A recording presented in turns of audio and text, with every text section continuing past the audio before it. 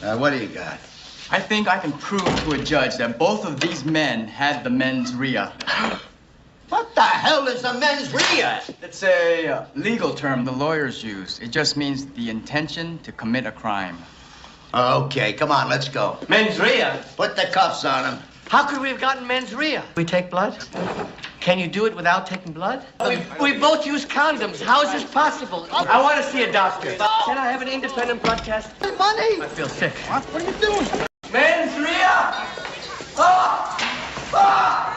My God! No!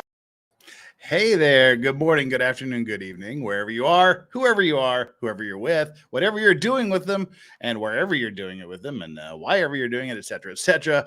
Welcome. I'm glad you're here. I am Legal Vices, and this is what we do. We do another day, day 7 of the YNW Melly murder trial. We're going to start out with day 6 afternoon. We're going to catch up, and once we finish that, we'll go live, and then we'll do the live stream 1.25 speed until we catch up real time.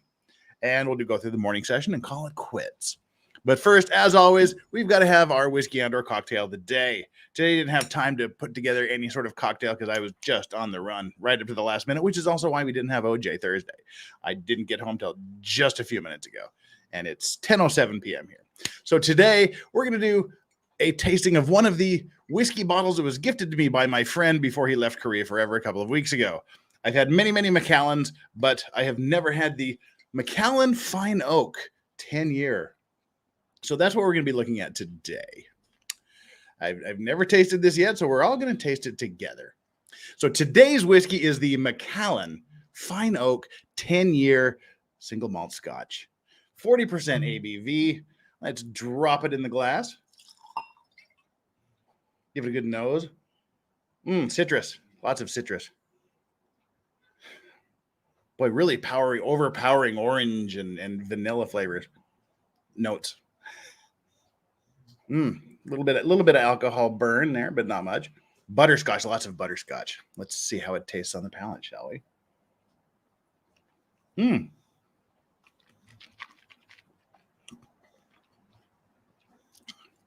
Instantly just tastes like a vanilla wafer, a butterscotch cookie, something like that. Tastes really, really good. Marzipan, lots of marzipan on it.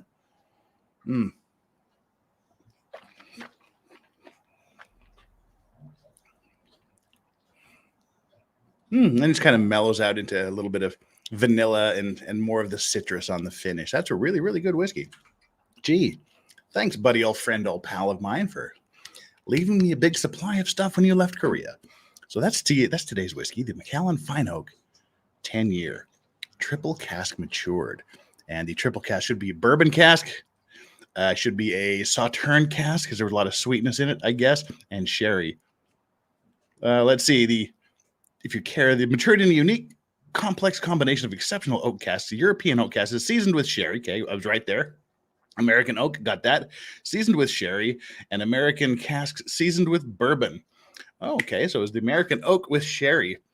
Tasted like it was had a Sauterne wine sort of finish. Anyway, that's all. You guys don't care about that. That's just something I like to do. So there we go. The Macallan Fine Oak 10-year. Righty then. With that, we got to bring in our guest for today. Hi, Chandler. Hi, good evening. It's Chandler, who's getting a brand new microphone tomorrow. I am. Just hang in there, guys. I'm so close. All righty. That was a delicious. I just might keep drinking this as we go along. I think this is my favorite cocktail of the day so far. It's just a really, really, really good whiskey. It is. We're gonna do more of the whiskeys as well, and the other spirits. But all right, well, here we are. I assume trial has started live today. We're gonna go back through the afternoon of tomorrow. Wait, what? My brain is still not exactly clicked into broadcast mode here. Yeah, we're going to do the afternoon session from yesterday because we did the morning session. And yesterday, then... not tomorrow. Yesterday, you're correct. Thank you. The brain has not quite settled in yet. All right. Let me do a little reboot here. Okay.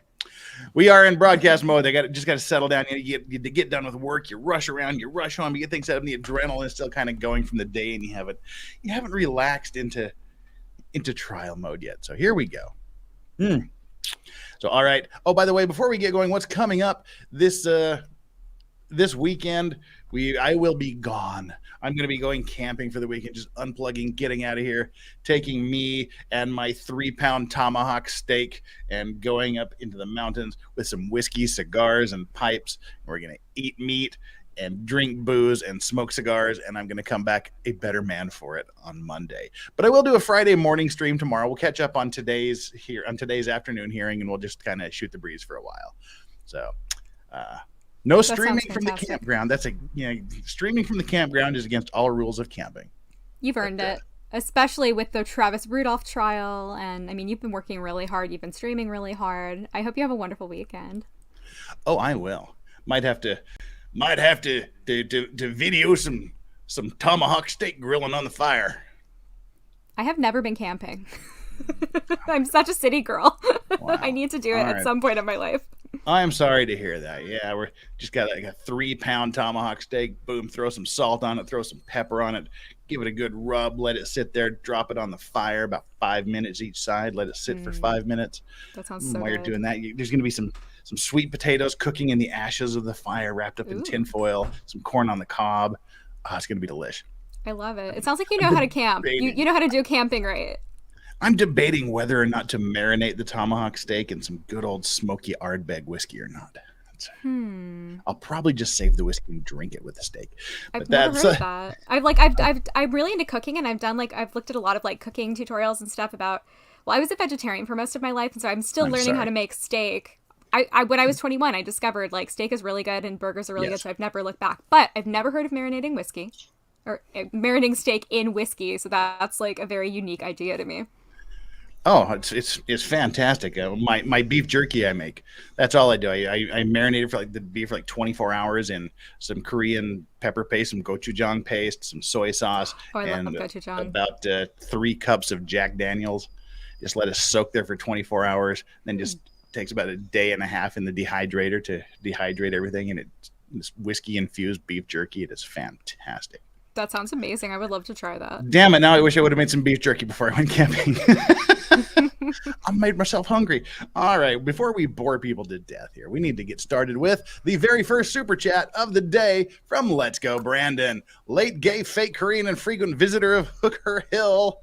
Yeah, unfortunately, Hooker Hill is not entertaining anymore. Oh, well. But I am not familiar with the reference, and I won't respond to it. That's a street up in Seoul. You need Taiwan in the foreign. Oh, that was weird. I had like a little peanut butter note on that. Maybe some remnants of the peanut butter whiskey from Ari Jacobs. Oh yeah, no, peanut butter whiskey will never touch this very expensive Crystal Glencairn. I saw that at my corner liquor store, and it was as expensive as the Bullet Ryan. I'm like, why would anybody buy that? That's ridiculous. Yeah. If you see the peanut butter whiskey for more than $10, don't buy it. Let's go, Brandon. Thank you so much for being the first super chatter of the day. And once we get started, you will be the official Vice Racks for the day until someone dethrones you with a higher super chat. That's grift number 1. Grift number 2, as you know, is release the Doggo Cam. We unlock the Doggo Cam achievement at $100, and that also puts the Cuck Cage on Law and Cuck. So those are our 2 grifts. Maybe I should take off my hat and I'll put on a hat. I'll be like DSP. I put on a hat for $200. Anyway, I would never do that. Mellow Corn. Do not touch. Do not touch. Actually, Mellow Corn makes a really nice whiskey. No, it doesn't. It makes it. And we're not gonna be talking about whiskey. We got this murder trial to go to. I have to go back and think because Mellow Corn is absolute trash. But it makes a really good cocktail, and I can't remember which one it is. I can't remember what I decided it made a good one of. But anyway, I don't even know where to start with this trial thing. So I'll start with the like and subscribe poll. 391 people here right now. 100 and something likes. I can't see the number. I just see the first one. 189. So, 200 of you, only a third of you have done your jobs. Everybody get down there and smash that like button, smash the subscribe button, go over to Remy Legal and smash her like button and her subscribe buttons as well. And then take our little poll today. hit the like and subscribe buttons and tell me what this trial needs. Number 1, more brain water. Number 2, a blackout rifle or 2. 3, Dr. Mommy. And 4, 100% more sovereign citizens. So hit the like, hit the subscribe. Make sure you're subscribed if you think you've already subscribed. Just double check. And then take our silly, ridiculous like and subscribe poll. Got nothing to grift after that. Got nothing to do. No more background stuff. We don't have a mistrial. Everything is just peachy and hunky-dory. So let's do this. I'm going to bring up just this screen here just for the heck of it, so people don't freak out and think we're just shooting the crap here, and they actually know there's a trial of some sort going on. So I will bring this up right here. Of course, I had to stop on that screen, so let's bump forward a bit. There we go. We'll just kind of keep this here while we talk. Is that going to? Yeah. Hi, Chandler. How are you? All right. Weird. In a weird position that I'm not normally in. Just trying to find one that would give us the largest field of view while you're keeping the trial stream. Okay, we're going to start with yesterday afternoon, but let me do you a favor. Y'all remember when we last left off, we had FBI agent guy. FBI agent guy's job was to talk incessantly about cell phone towers, drawing what I consider to be baseball diamond looking diagrams and what Chandler thought were boobs with little nipples on the end. To each their own, I suppose. But he talked a lot about those and how everything had to happen within the sphere of the boobs or baseball diamonds. And we couldn't really figure out what the hell he was talking about. No. And so I did you all a favor. I went back in time and I watched it again from the beginning at work today because it was a little bit of a slow day in the office. Oh God, you did? I'm so sorry. I did.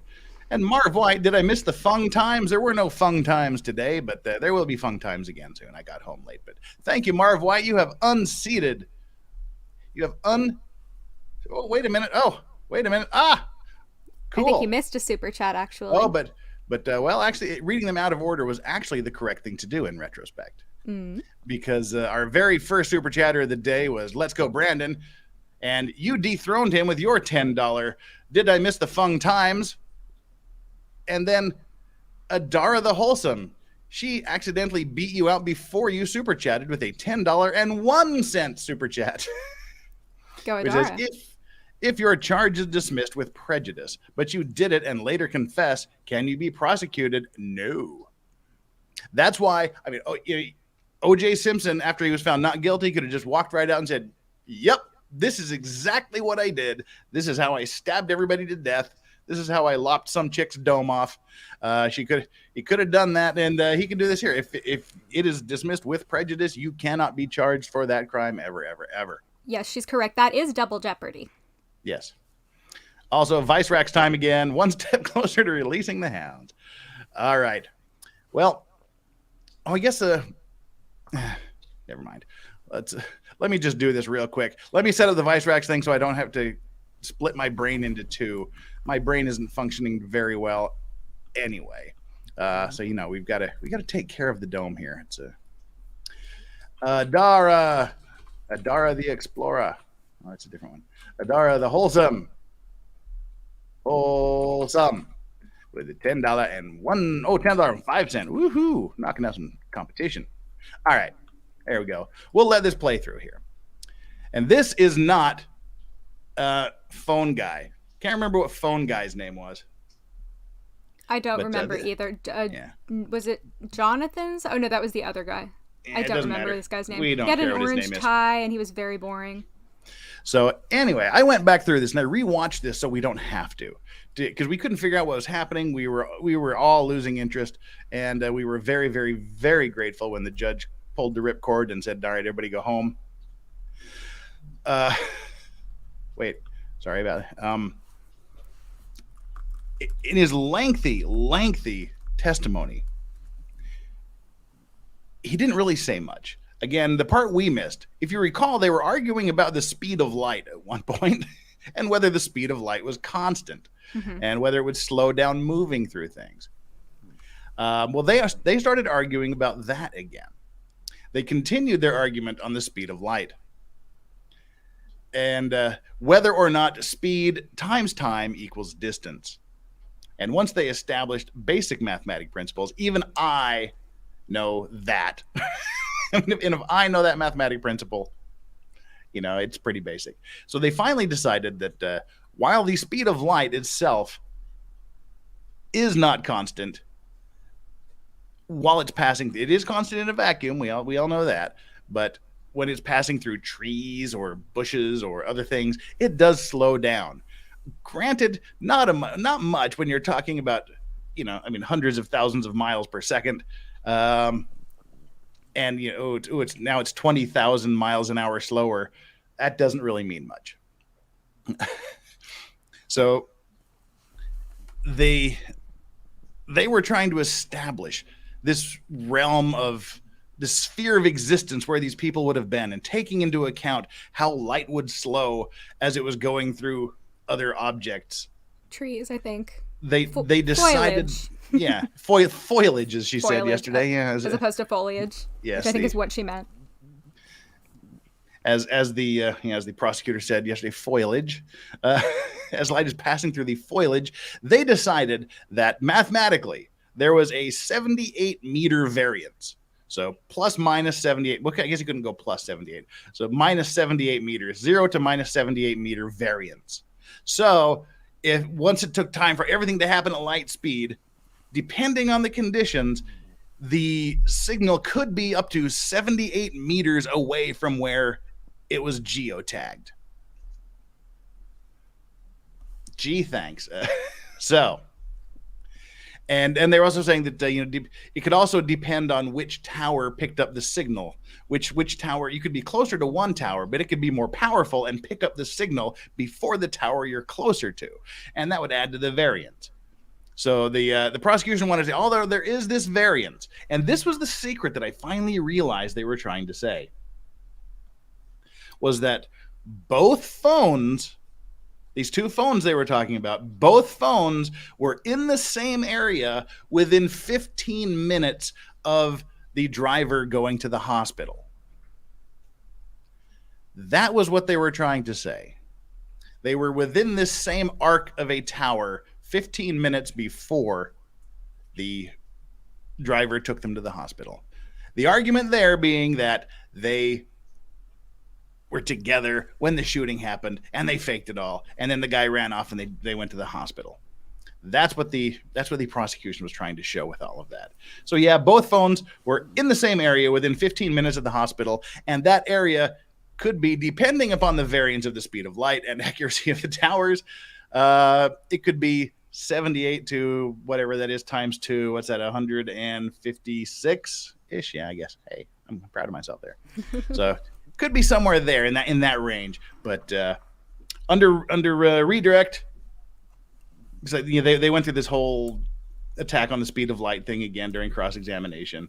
Then when they were on redirect again, they went back to this whole, the cell tower records are accurate but not precise. Mm-hmm. They're accurate in that it places them there in the same triangulated position with at the same time, but with not a precise down to the meter, with a bit of a variance there. The 78 meter variance they came up with. Yeah, I think that wording was a little confusing for some people, but that was essentially to say, we are correct, but we just can't give you the very detailed certainty, that whole thing. I'm glad you rewatched it because I did not catch all that, and I'm hoping that the jury understood what you just said, but frankly, I don't know if it was because I was bored or tired, but, it was very hard for me to gather the information that you just summarized. I did not really understand that when I was watching the cross-examination. It all seemed like a lot of gobbledygook, really. Because they didn't do what Daryl Brooks' trial did. They didn't do what the Murdoch trial did. They didn't say, here, watch these. At this point in time and this point in time, these phones were here. Then they came together. Then they were together at the crime scene. And then one went this way and the other went to the hospital. They could have done that, but they didn't. They're going, cell tower number, whatever it is, has this range and this variance and this one over here. And it took a while to piece together exactly what they were trying to say. Yeah, they made it very technical. And that's what I was criticizing yesterday. You have to make things clear for the jury. Yeah. You have to make it easy for the jury to understand. You have to put it in terms that are appealing and, reasonable to them. Otherwise, you're not doing a good job with your witnesses. You need to prep your witnesses to give the information and the kind of questions that you ask, too. As a prosecutor, you have to ask the kind of questions that are going to result in answers that the jury is going to understand. And of course, the kind of goofy lawyer chick, her cross-examination was kind of, well, all right, you say they were together, but can you really prove they were together? No, we can't say they were exactly the same position because of the variance. It could be this. So, gee, do you know who had that phone in their hand? No. Okay, bye. That kind of thing. So do you feel that the cross-examination was effective yesterday? I think so. It was fairly short, except for the speed of light arguments. That was just kind of weird. But, yeah, I mean, the gist of it was the phones may or may not have been together. And even if they were, we don't know who was holding them at the time. So, then they get to this guy. This guy here, let me take care of some business before we get to this guy. This guy finished out the afternoon. He's a DNA analyst. Let me fix the signage down here. We got a couple of things to fix here first. Oh, I hate this thing here. Gotta roll on back. There's lots of did lots of the download stuff. There was a few thumb drives going back and forth. I've got to make sure I don't miss any of these super chats because StreamYard took away the automatic tagging thing. Dang them. That was such a beautiful feature. Adara the Wholesome says, goddamn Loch Ness monster ain't giving you tree fitty. That was funny. Okay, I'm sorry. I'm a really big South Park fan. Thank you, Adara. I love that so much. Yeah, I can see that. My family and I quote that to each other like all the time. It's my favorite thing. Okay. And let's go, Brandon. Let's go. Brandon overtook the Vice Racks of the Day spot with a Let's Go Brandon chat for $20. Apple is going to screw me out of the Vice Law Racks title, but at least we can release the hounds and have something cuter to observe. There is nothing cuter than me, I'm afraid. That's true. So, Jeff's very cute. Yeah.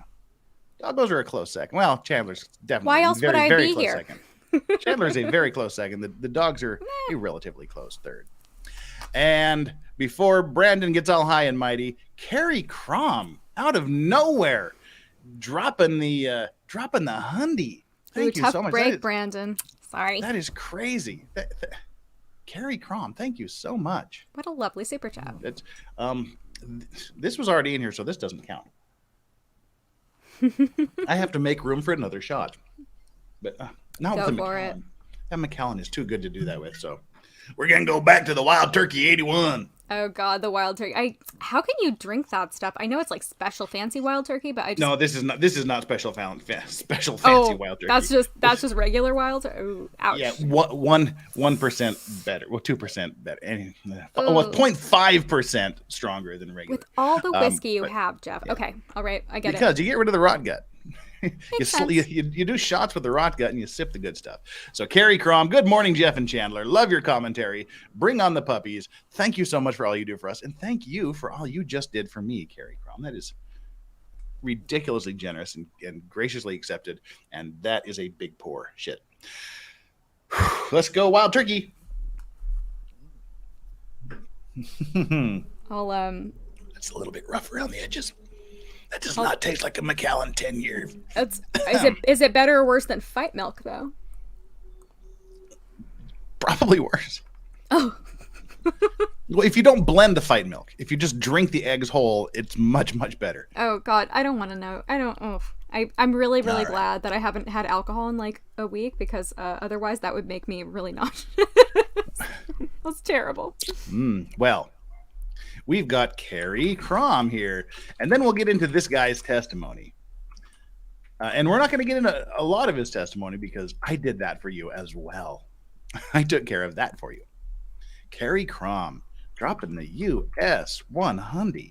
Yeah, thank you everybody for the lovely super chats today. I mean, I feel like you've earned it. You know, you've been you've been streaming this trial, you've been doing all of the legwork. You know, I appreciate that.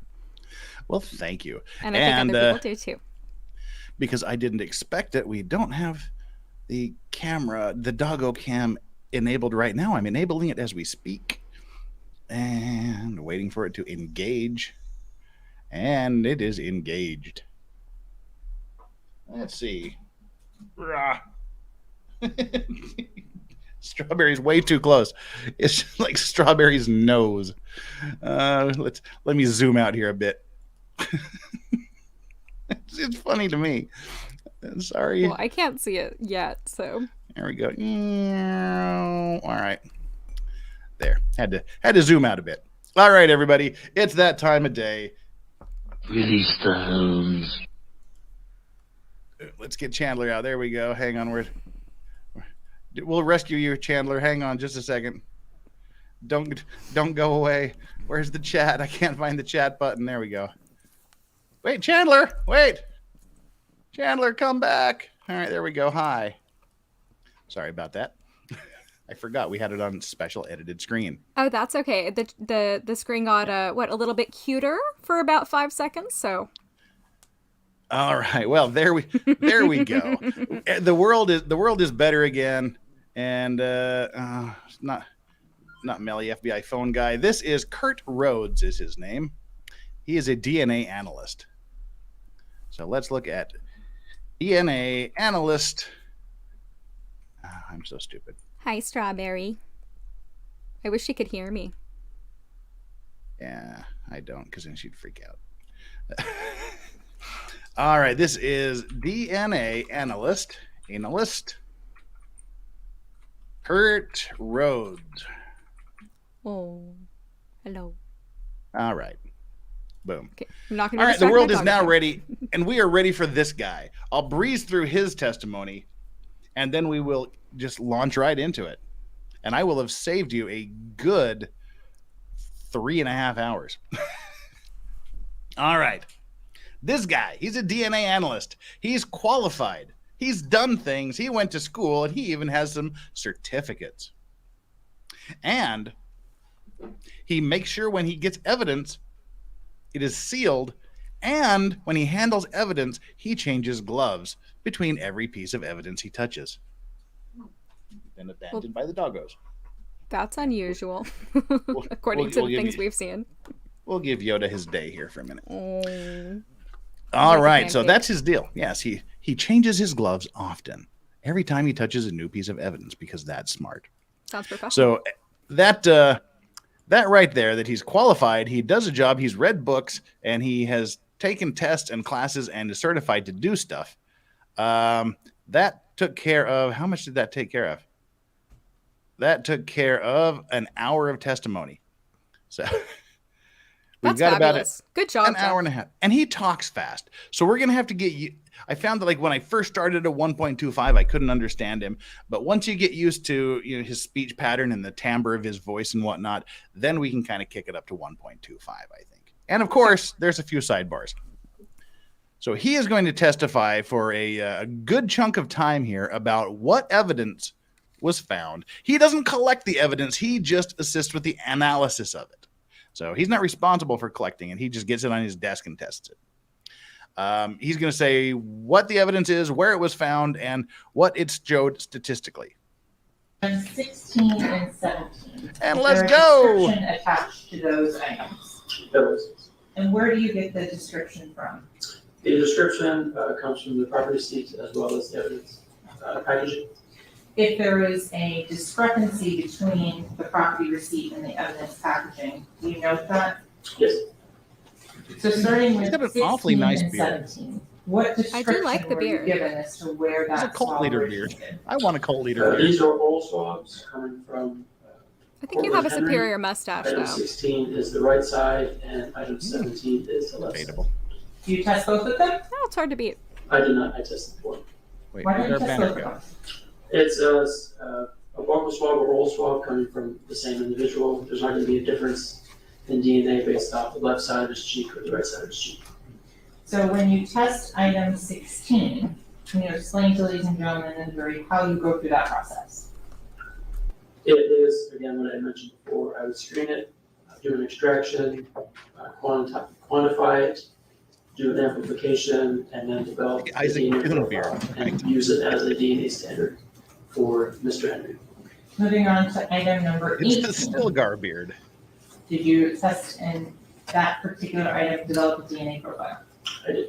And the DNA profile assigned to item number 18 was what? It is a DNA spot card from Christopher Thomas. And in terms of what is a DNA spot card? It's a blood thing collection card It's a blood thing. taken from the medical examiner. And as to item number 19, the next item, did you test and develop a DNA standard or profile from item 19? I did. And what was that? It was a DNA spot card from Mr. Anthony Williams. Going forward to item number 20, what was that?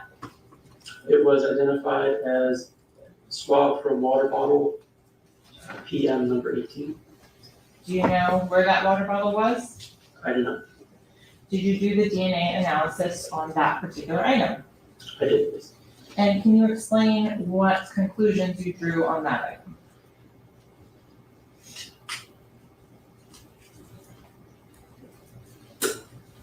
If we do the cup cage, then that'll cover part of strawberry.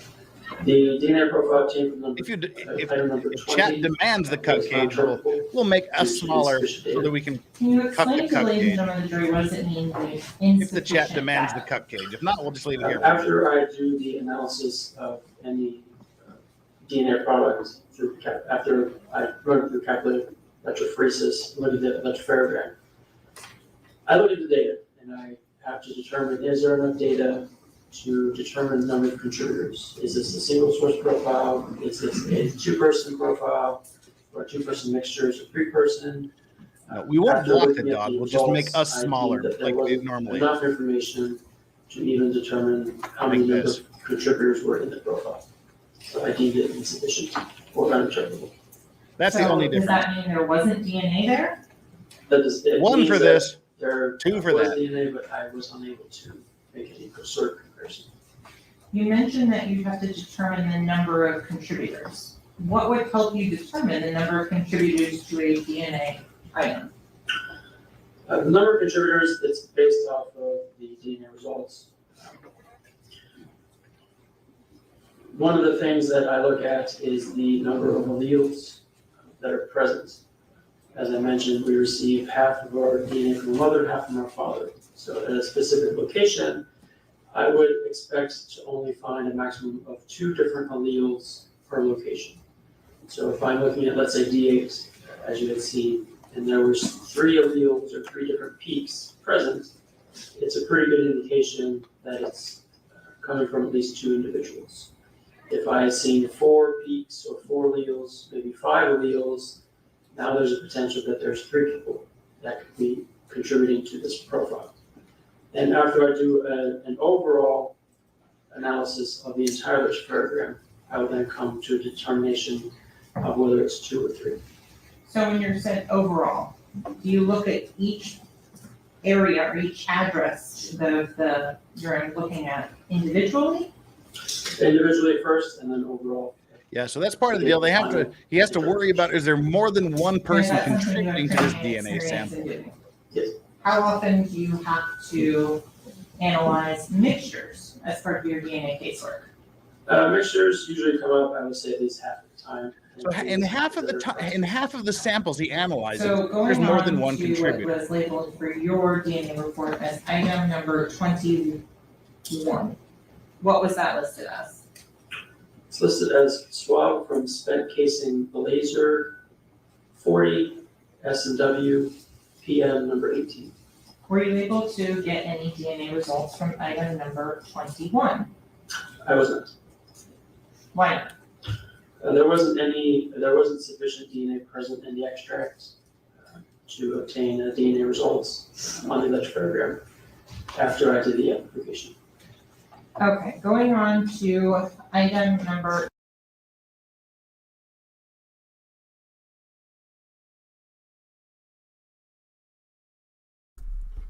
You're muted.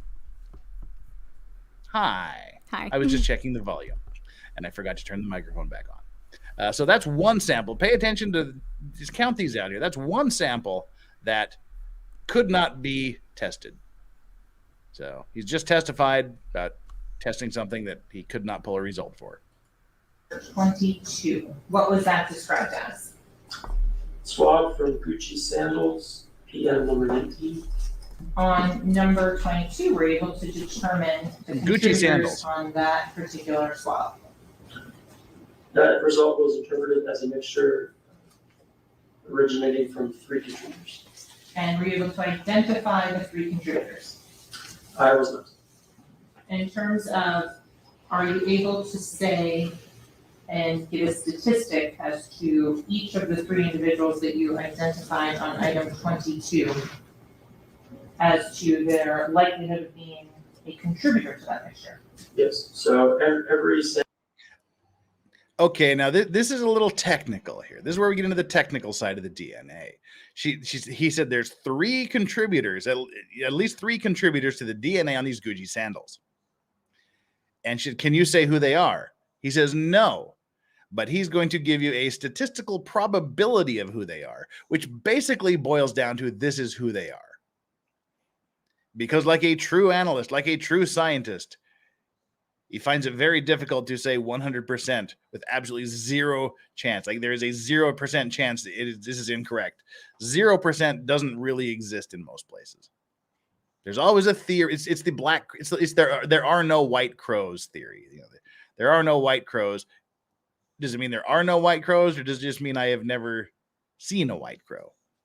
So he's saying I don't know who they were, but I'll statistically tell you who they might be. Sample that is deemed to be conclusive or whether interpretable single source mixture, I would then do a comparison to any known samples submitted. So each of the 3 individuals were compared against this mixture. And were you able to determine whether or not you can give support to Christopher Thomas being included in that mixture?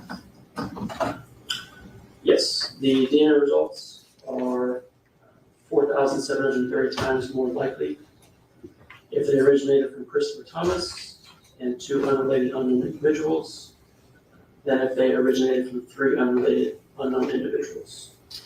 And this provides moderate support that Christopher Thomas is included as a contributor. So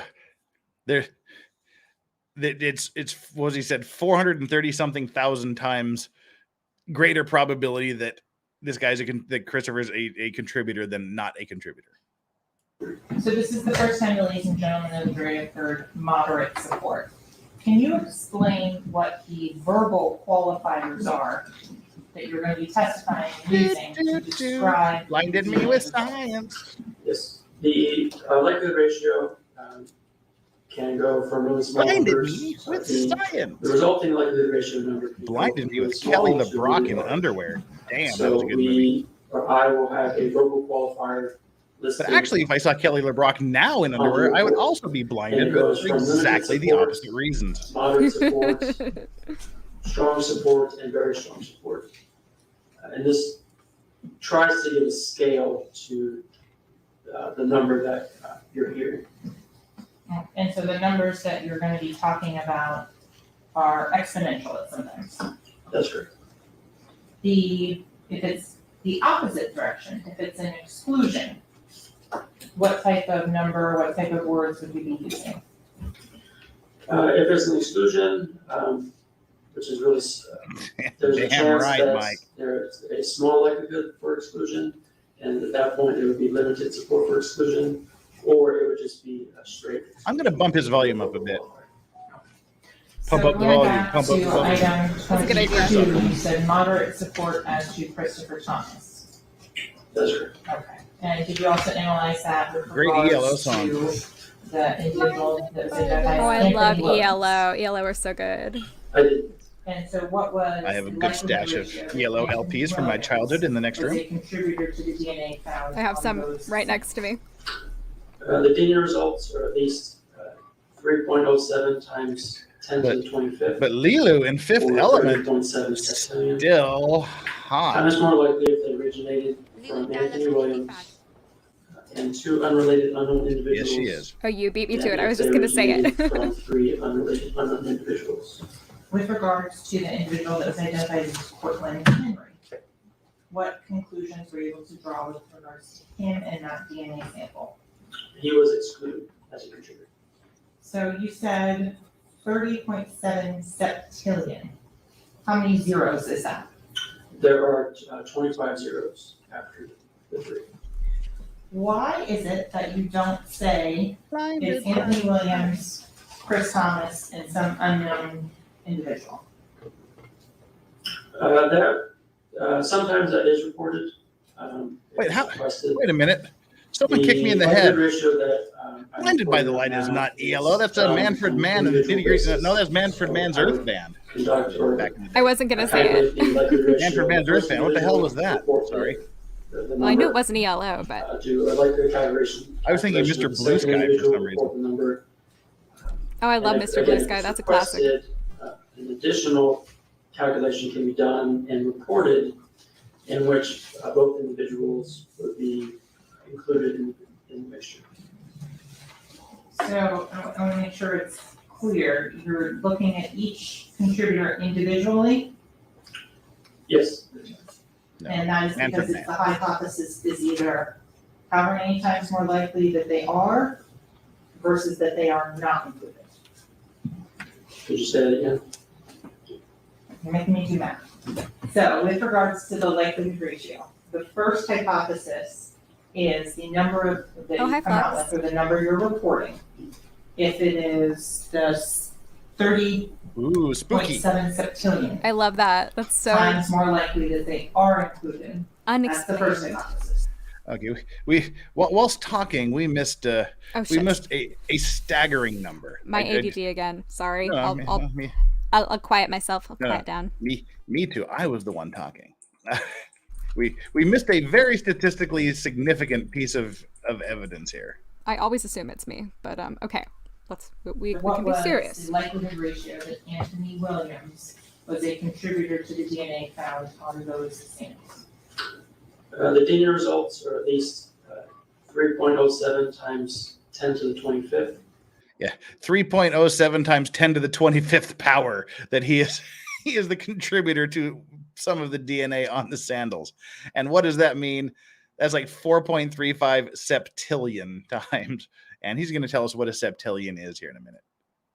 Or 30.7 septillion. Revved up like a Times deuce, more likely another runner in the originated night. From Anthony Williams and 2 unrelated unknown individuals than if they originated from 3 unrelated unknown individuals. With regards to the individual that was identified as Cortland Henry, what conclusions were you able to draw with regards to him and that DNA sample? He was excluded as a contributor. So you said 30.7 septillion. How many zeros is that? 30.7. There are 25 zeros after the 3. Why is it that 35 you don't say 35 Anthony 7 Williams, followed by 25 Chris zeros. Thomas, and some unknown individual? Likelihood that it's him more than someone else contributing to the DNA Sometimes that on is the reported, if it's requested. Gucci slippers. The likelihood ratio that I'm reporting out now is True. done on an individual basis. So I would conduct or calculate the likelihood ratio of the first individual, report the number, do a likelihood calculation of the second individual, report the number. And if it's requested, an additional calculation can be done and reported in which both individuals would be included in the mixture. So I want to make sure it's clear. You're looking at each contributor individually, Yes. and that is because it's the hypothesis is either however many times more likely that they are versus that they are not included. Could you say that again? You're making me do math. So with regards to the likelihood ratio, the first hypothesis is the number of that you come out with, or the number you're reporting. If it is the 30.7 septillion times more likely that they are included, that's the first hypothesis, that they are there and they are a contributor. The second hypothesis is that they are not. So you're saying that it is 30.7 septillion times more likely they are a contributor than. A septillion is a fake number. It doesn't sound real. Humans cannot comprehend what a septillion is. We just don't have the capacity. But there's still a 1 in 37 followed by 25 chance that he didn't contribute to it. So they can't say, yes, we definitely know it's him. They can just say it's, 3.75 times 25 to the 10th power to 1 likely that it's him. Yes, very specific mathematical. It just sounds... I mean, if there's anybody, who is mathematically minded on the jury, I'm not sure if it makes a difference, but I just think the impression it makes is it's a big number. So draw your own conclusions. Yes, well, we have the ADHD chat going here too. Mike says, I'm just glad no one posted that oft misheard lyric I hear people singing that includes the word douche. And yes, wrapped up like a douche, another runner in the night is the very, very oft misheard lyric. They could have enunciated a little bit better when singing Blinded by the Light, but it's revved up like a deuce coupe. It revved up like a deuce, another runner in the night. And the other misheard lyric in that song is, and I didn't know this was a misheard lyric until someone told me, and now that's all I ever hear. Right around the middle of the song, there's a verse that says, in go-kart, Mozart was checking out the weather chart to see if it was safe outside. A little early Pearly came by in his curly whirly and asked me if I needed a ride.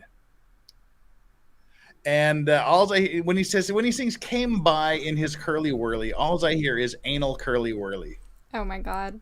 I remember there used to be this website called Am I Right? And it had song lyrics, and they were these commonly misheard and misunderstood song lyrics. And I just remember that kind of, when I started using the internet when I was 10 or 11, and there were so many songs with really hilarious misheard lyrics like that. I can think of a bunch of them. Also, I see Solomon in chat. And Steve Gosney's being all scholarly, and we're talking about mishearing anal curly whirly. Oh, Steve, hi. Hi, Steve. Hi, Solomon. Welcome, everybody. So happy to see all the regulars. There was DNA found. There was lots of DNA found, and it's 37 septillion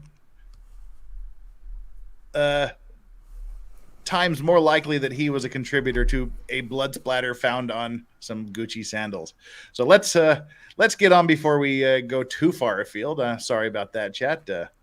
Well, I love that Steve's asking about DNA because he's been doing that series recently. So I was thinking about him while we were listening to this, actually.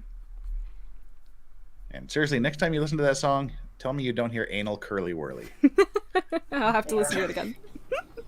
And then they're excluded. Sort of.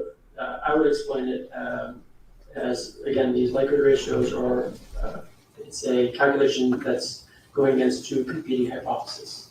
So there is more support that Mr. Williams, in this case, would be included, along with two other unknown, unrelated individuals, than if the DNA results were coming from three unrelated, unknown individuals. Okay. And so for item 22, the swab from the Gucci sandals, you had testified Portland Henry was excluded. That's correct. Okay. Moving on to item number 23. What was that?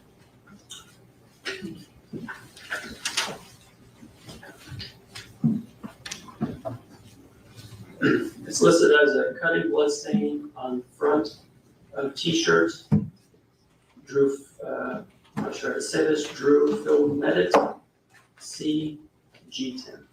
Okay, going on to item number 23, the cutting from the front of the T-shirt. What were your results on that? The DNA results were interpreted as a mixture originating from two contributors. Okay.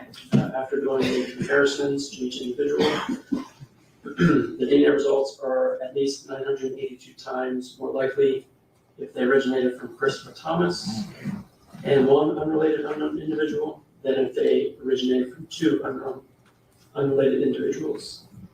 And this provides moderate support that Mr. Thomas is included as a contributor. And Thomas is sack chaser. With regards to Anthony Williams. Anthony The Williams results is are 3.22 juvie. times 10 to the 25th, or 32.2 septillion. Time is more likely if it originated from Mr. Williams and one unrelated unknown individual. So they he's testifying that the blood found on Anthony Williams, YNW juvie, very strong support that the Mr. blood found on Williams Juvie's shirt is, what was it, 40 whatever 982. septillion times more likely to be his blood than anybody else's. 32.2 septillion. That's a big difference. Yes, and that's, again, one of the reasons that the verbal qualifier is put into the report.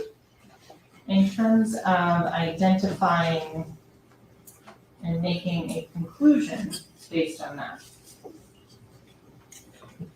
is there anything that you take into account as to the amount of DNA that's in it? The DNA mixtures that are analyzed in the laboratory, that I analyzed, I use a program called StarMix, or STRMix. And this is a program that helps to deconvolute these mixtures. And what deconvolute means is to determine if you have two contributors in the mixture, are you able to tease out or generate essentially who the first contributor would be compared to who the second contributor would be. Hang on. Here's me boomering shit again. It just no trial, I guess. Yeah, we're here. Hang on. Well, that's not us. That's me. Is it me? Yeah, that's us. Never mind. God dang it. Hey, there we go. Sorry about that. I was just trying to fix Doggo Cam and I didn't do a good job. Start compounding that into a mixture, It happens. you have essentially two partial DNA profiles mixing into one stain, which would then make this partial two-person mixture. Doing comparisons may lead to likelihood ratios that are on the lower side versus if you had two robust DNA profiles or two robust DNA sources of DNA making a mixture, and then the likelihood ratios may result in a number that's far larger and more support for the inclusion. Okay, so I want to make sure it's clear. If you have 1 gallon of blood from one individual and 1 drop of blood from another individual, is that still, you can get out 2 profiles? There is a potential, yes, but again, it depends on the overall result. Would that come across in the data that you're looking at? Absolutely. And how would that read out in the data? When I look at a DNA profile, mixture profile, you can see, or oftentimes you can see that there is one contributor that is contributing or providing more genetic material to the mixture versus the second contributor or third contributor. So you'll see differences in the peak heights or the alleles or the characteristics as you go across the electroparagram.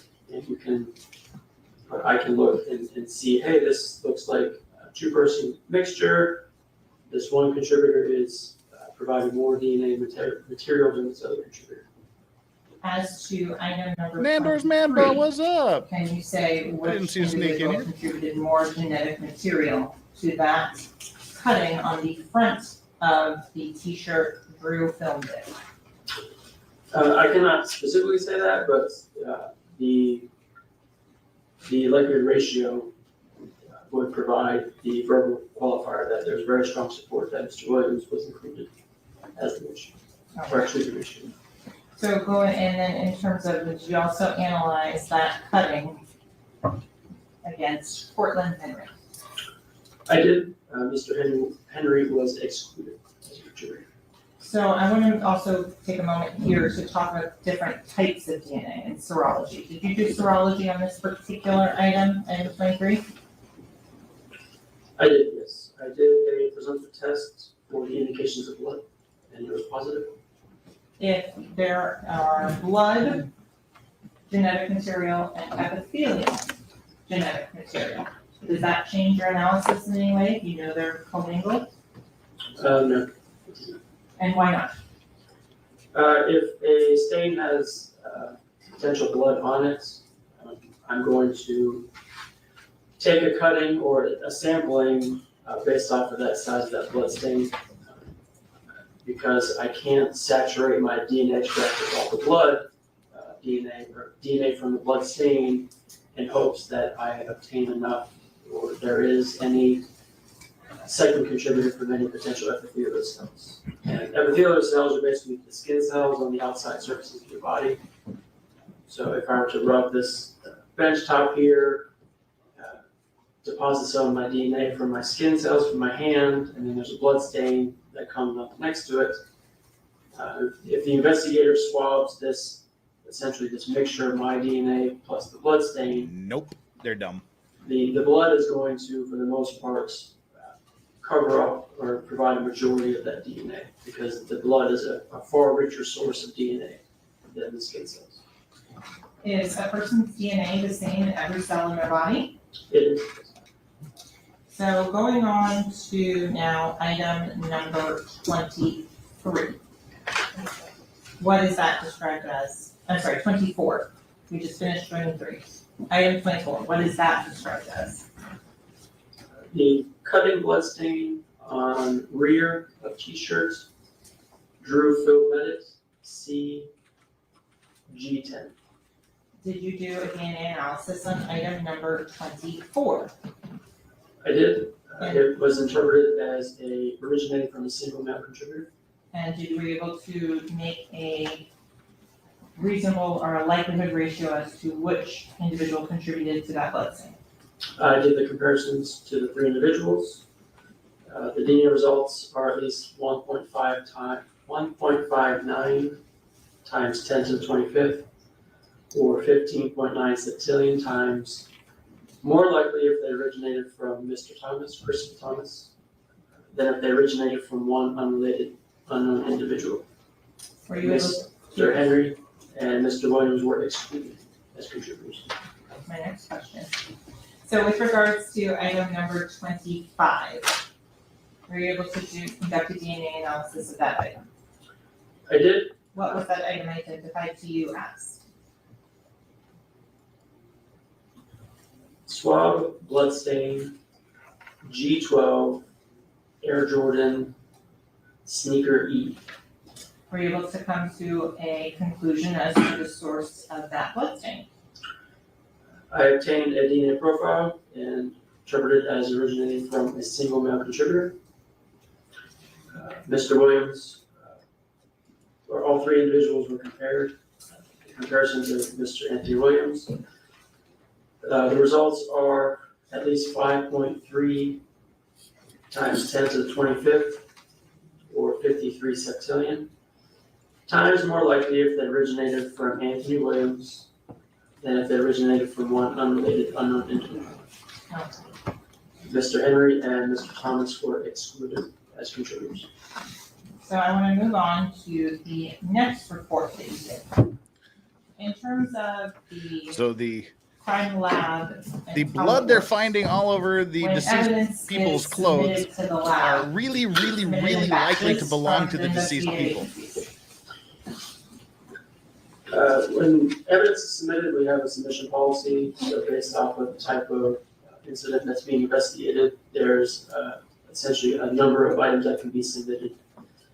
In the cases of homicides, there are typically 10 to 12 items per testing round is what we call it. We want the investigators to provide the most appropriate value, the most. Now, this here says something to me. If the defendant is so bored, he's looking around and picking his teeth, you're probably losing the jury. This is the guy with his life on the line. And this guy, he's telling some statistically important stuff. But again, the gist is the blood that was found on Sack Chaser Thomas's shirt is really, really, really highly likely to be Sack Chaser's blood. And I'd like to understand why this is compelling testimony, or why we need this necessarily. Yeah, and see, this is where it's going to all fall apart, I think, is they're talking about inside a van where everybody is. The defendant has been in that van a bajillion times, I bet. Because his DNA is going to be all over it. But yeah, so they're testifying as to whose blood is where and whose DNA is found where. But he's delivering it in such a monotone voice, and he's been doing it for an hour before I turned it on. So he's been delivering it in this really academic, monotone sort of voice for the last hour, talking about septillions and magnitudes and exponents, and he's just rambling on and on and on. I think he's losing the jury. Yeah, I mean, he's losing me, unfortunately, and I'm really trying to pay attention, but it's kind of going over my head a little bit. I hate to say it. You're much more adept at understanding what's going on than I am. This is the third time I've listened to it. But yeah, and that's the thing. The jury doesn't have that benefit. The jury can't go back and listen Yeah. to it again. They can only hear it the one time. And if they miss it or if it doesn't make sense to them, then, it might go over their heads as well. And as long as we're paused here, Hidden Hand Media said I was listening to Foreigner last night. Double Vision is my ish. Again, if those of you that know, Foreigner Double Vision was one of the first 6 albums I ever bought with my own money for 1 penny from the RCA Record and Tape Club. Oh, wow, that's so special. Foreigner Head Games and Foreigner Double Vision, 2 great albums. I wish I was drunk with a €2 super chat. Thank you so much. Hey, Jeff, Chandler, and chat. How are we? We are doing fantastic. Thank you so much, and we're glad you're here. Oh, yes. Absolutely. Thank you all for the super chats. I love seeing all the super chats today. Me too. Let's go. Probative evidence for their investigation first, and then move on after that. With the cases of maybe a non-suspect burglary case, you may only get 2 evidence items worth. In terms of limits on homicide cases, is there any limit to the number of items that can be worked? There's no limit as far as I know. Again, it's worked in series of samples so that 100 or 150 items aren't submitted all at once. Again, to try and have the investigator determine which would be the most probative evidence for the investigation. And in terms of your role in that process, do you know the underlying facts of the investigation as it's progressing? Sometimes yes, but mostly no. I'm typically just assigned the case. There may be some communications between the unit supervisor and the investigator as to why more evidence is being submitted or reasons why the investigator is requesting more evidence. In front of you, there's a stack of items that have already been admitted into evidence when they approach her. Is she going to chase the We sack? talked about a few already here. The name is just too much for me. Do you recognize the green sticker on How this could I item? not get the double entendre? It's so apparent. 58, Example? please. Yes. And how do you recognize that? On the back, it has my laboratory number, my initials, and all the item numbers as they were submitted to the laboratory. And do you then assign the individual numbers that we talked about? Yes, the numbers are assigned based off our record keeping system. They're a sequential number, so the first item gets number 1, and then sequentially down the line. Okay. Moving on to what's been placed into evidence as states 53. Again, do you recognize that item? I do. Again, it has my laboratory number, my initials, and my item numbers marked on it. What's been previously admitted into evidence as state 33. Do you recognize that item? I do. Again, it has all my markings on it. He marked his territory. As to what has been admitted as state 46. Yes, again, the items are marked and my notations are on the evidence. Okay. And as to item states 32, did you ever get this one? I don't think so. So the answer is no. No, I do not, because my markings are not on here. Okay. As to what's been admitted as state 26. Have you reviewed that item? Yes, I have, Is that I've okay? marked it and, with my laboratory item numbers and my initials. So I'm approaching with what's been previously marked as state GG for identification purposes only.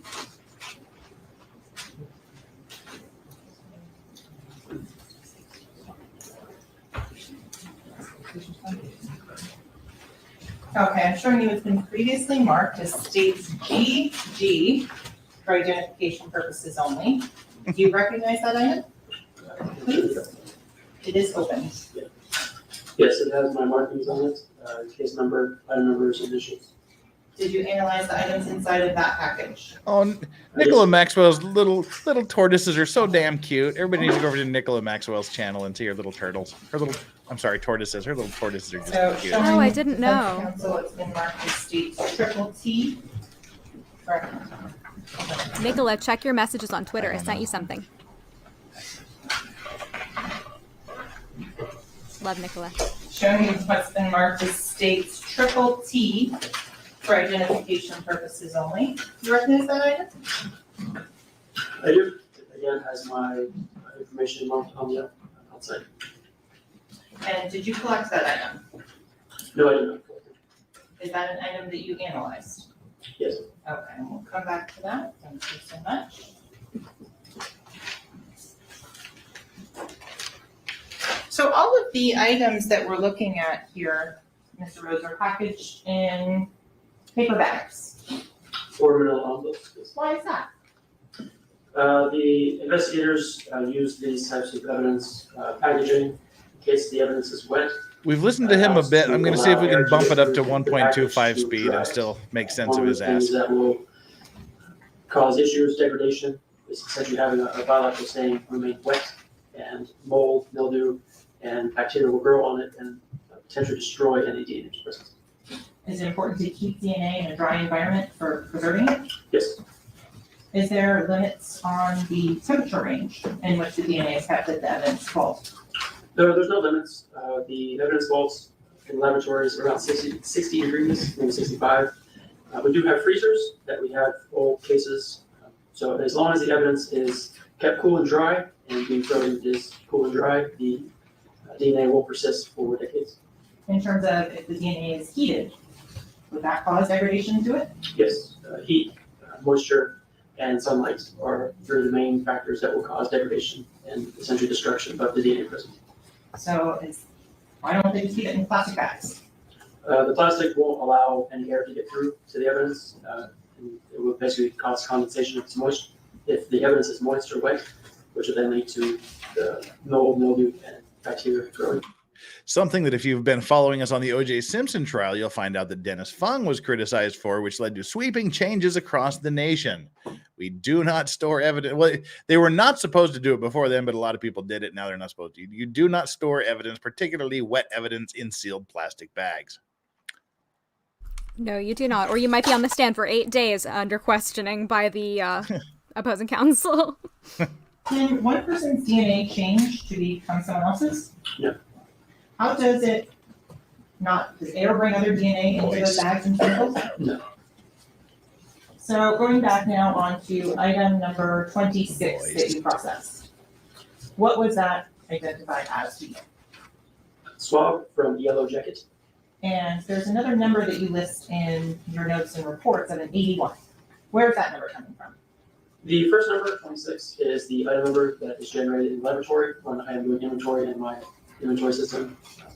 The 81 is the agency number as it's submitted on the prior season. Okay. So going on to item number 26, did you analyze the swab of the Yellow Jacket as it's described? I did this. And what were your conclusions on that particular item? The results were interpreted as a mixture originating from 4 contributors. So were you able to make determinations as to the standards that you had? I did this. Okay, we can discuss first with regards to Anthony Williams. What conclusion did you reach and what statistical basis for that? He was included as a contributor to the mixture. In the likelihood calculation, the results are at least 2.05 times 10 to the 8, or 205 million, times more likely if these DNA results originated from Anthony Williams and 3 unrelated unknown individuals than if they originated from 4 unrelated unknown individuals. In terms of a 4-person mixture, do you expect the statistics to be a little bit lower just based on that? It depends on, again, when I was speaking of contribution, if a person is more represented in a sample, the statistics or likelihood calculation can be rather large. It just depends on how much contribution is in that mixture. Were you able to exclude anybody from the swab of the yellow jacket item 26? Christopher Thomas and Cortland Henry were excluded. In terms of item number 27, how was that, I'm sorry, yes, item number 27, how was that number identified to you? Swab from Gatorade bottle. Were you able to analyze that and develop DNA profiles? I obtained a single source profile indicating no origin. Were you able to determine the single source origin of that profile? Christopher Thomas was included. The likelihood calculation is as follows. The DNA results are at least 1.65 times 10 to the 25th, or 16.5 septillion, times more likely if they originated from Mr. Thomas than if they originated from 1 unrelated unknown individual. Okay, going on to item number 28, did you do the same? I did. And what was that listed as? Swab from Gatorade bottle. And that swab, who were you able to determine or what DNA conclusions were you able to make? The DNA results were interpreted as originated from a single non-contributor. Mr. Anthony Williams was included.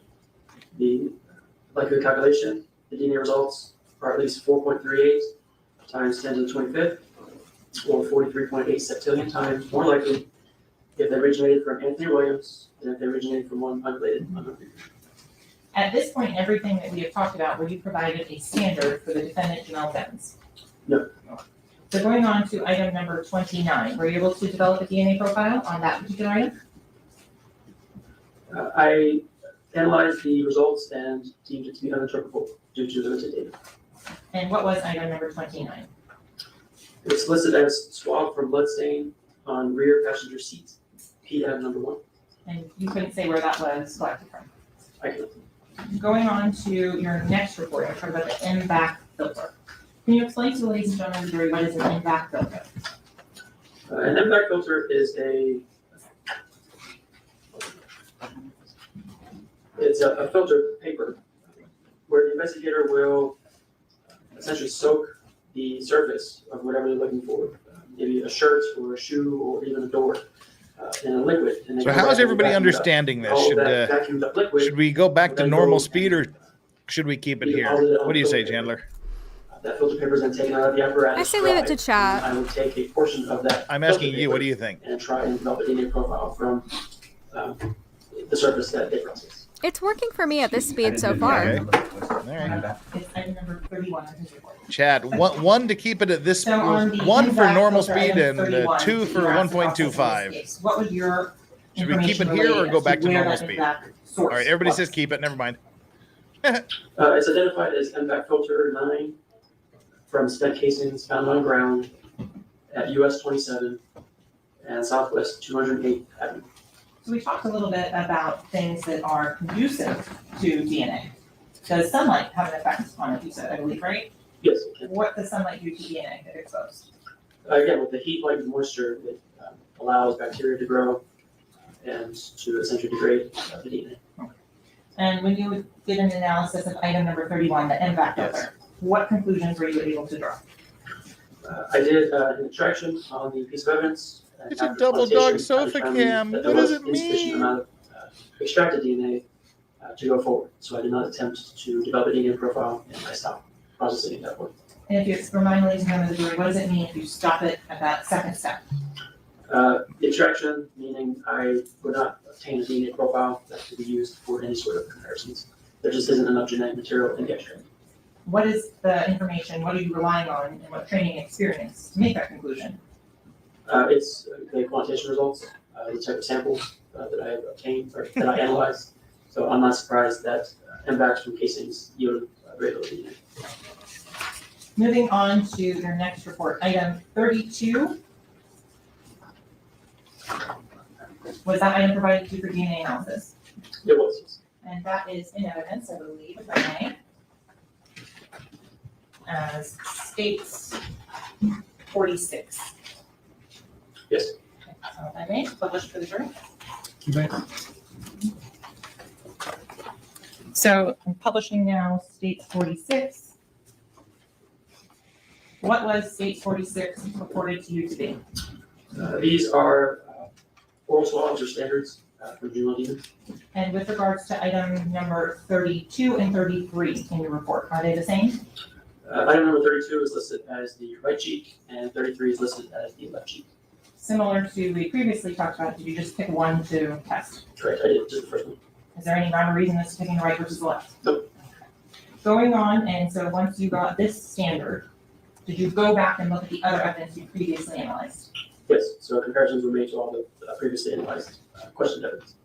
So going to item number 22, the swab from the Gucci sandals. We're able to compare the profile from Mr. Demons as opposed to the profile developed from those sandals. I did, and he was excluded. The So all of bloodstain those on Gucci the sandals we front heard of so the much t-shirt, about item aren't the number 23, defendants. Were you able to compare Mr. Demons' profile to that? I did a comparison, and he was. What's the significance of the What about item sandals? number 24, Do we the know? bloodstain of the rear of the t-shirt. Just they were there and they had blood on them. After comparisons were done, Weird. he was Okay. excluded. Okay, And he's just been then excluded on from item two number other pieces of 25, evidence. The swab of bloodstain from the Air Jordans. Again, an exclusion. He's Going on to item number 26. No DNA on the Air swab from Jordans. The yellow jacket. An exclusion as well. no the And defendant's in DNA is terms not of on the Item jacket. number 27 and 28, the swabs at the Gatorade bottles. What were the results on that? Those were both exclusions. He hadn't been drinking Gatorade. So going forward to what's been shown to you, but not yet admitted into evidence, for identification purposes, is states triple T. What was that item told to you to be? I'm sorry, could you repeat that? Sure. On your item 34, what's been shown to you for identification purposes only as states triple T. What was that item described to you to be? It's listed as a cutting of headline. And how did you analyze that particular piece of evidence? That evidence, I had to do visual examination on it, and actually take a cutting of a potential blood stain.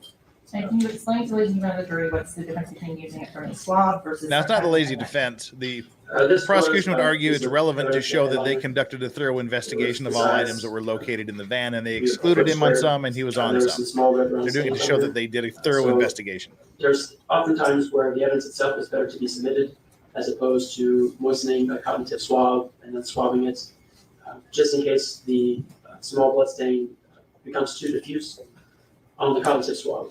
And why that's important is I do my best to preserve evidence for future testing. So if an item of evidence is submitted, I typically process only half of the evidence. If there's only one swab submitted, I'll process half of the swab. Vi, I don't even When we're know. Testing either I don't know in what current technologies. I don't know. in other laboratories doesn't- or state- that doesn't ring any bells. I haven't heard about that has, yet.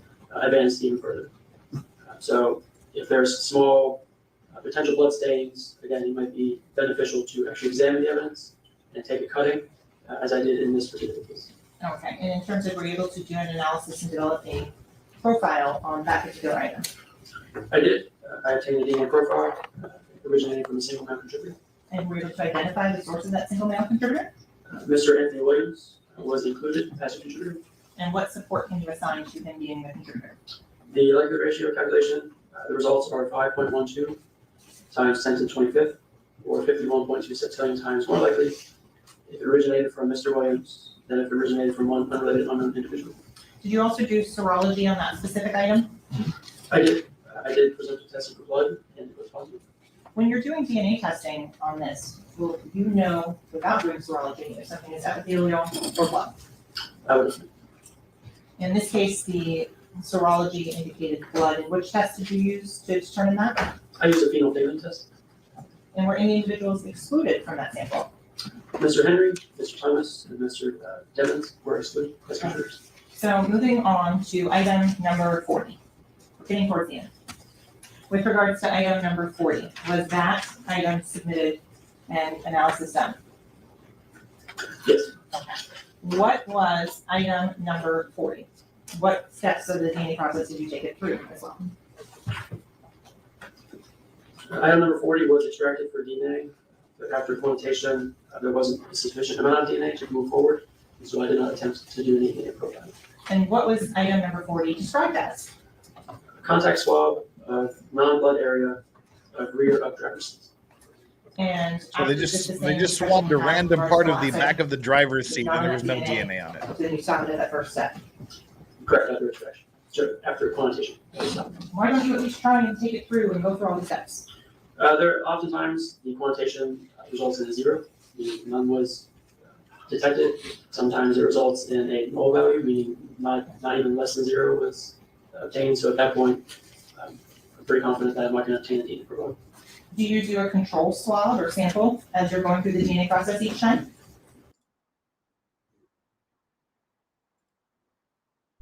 What is happening? I don't know what just happened. That was weird. Ooh, okay. Wow. That was strange. I literally didn't do anything. Huh. I'm I confused. blame the dogs.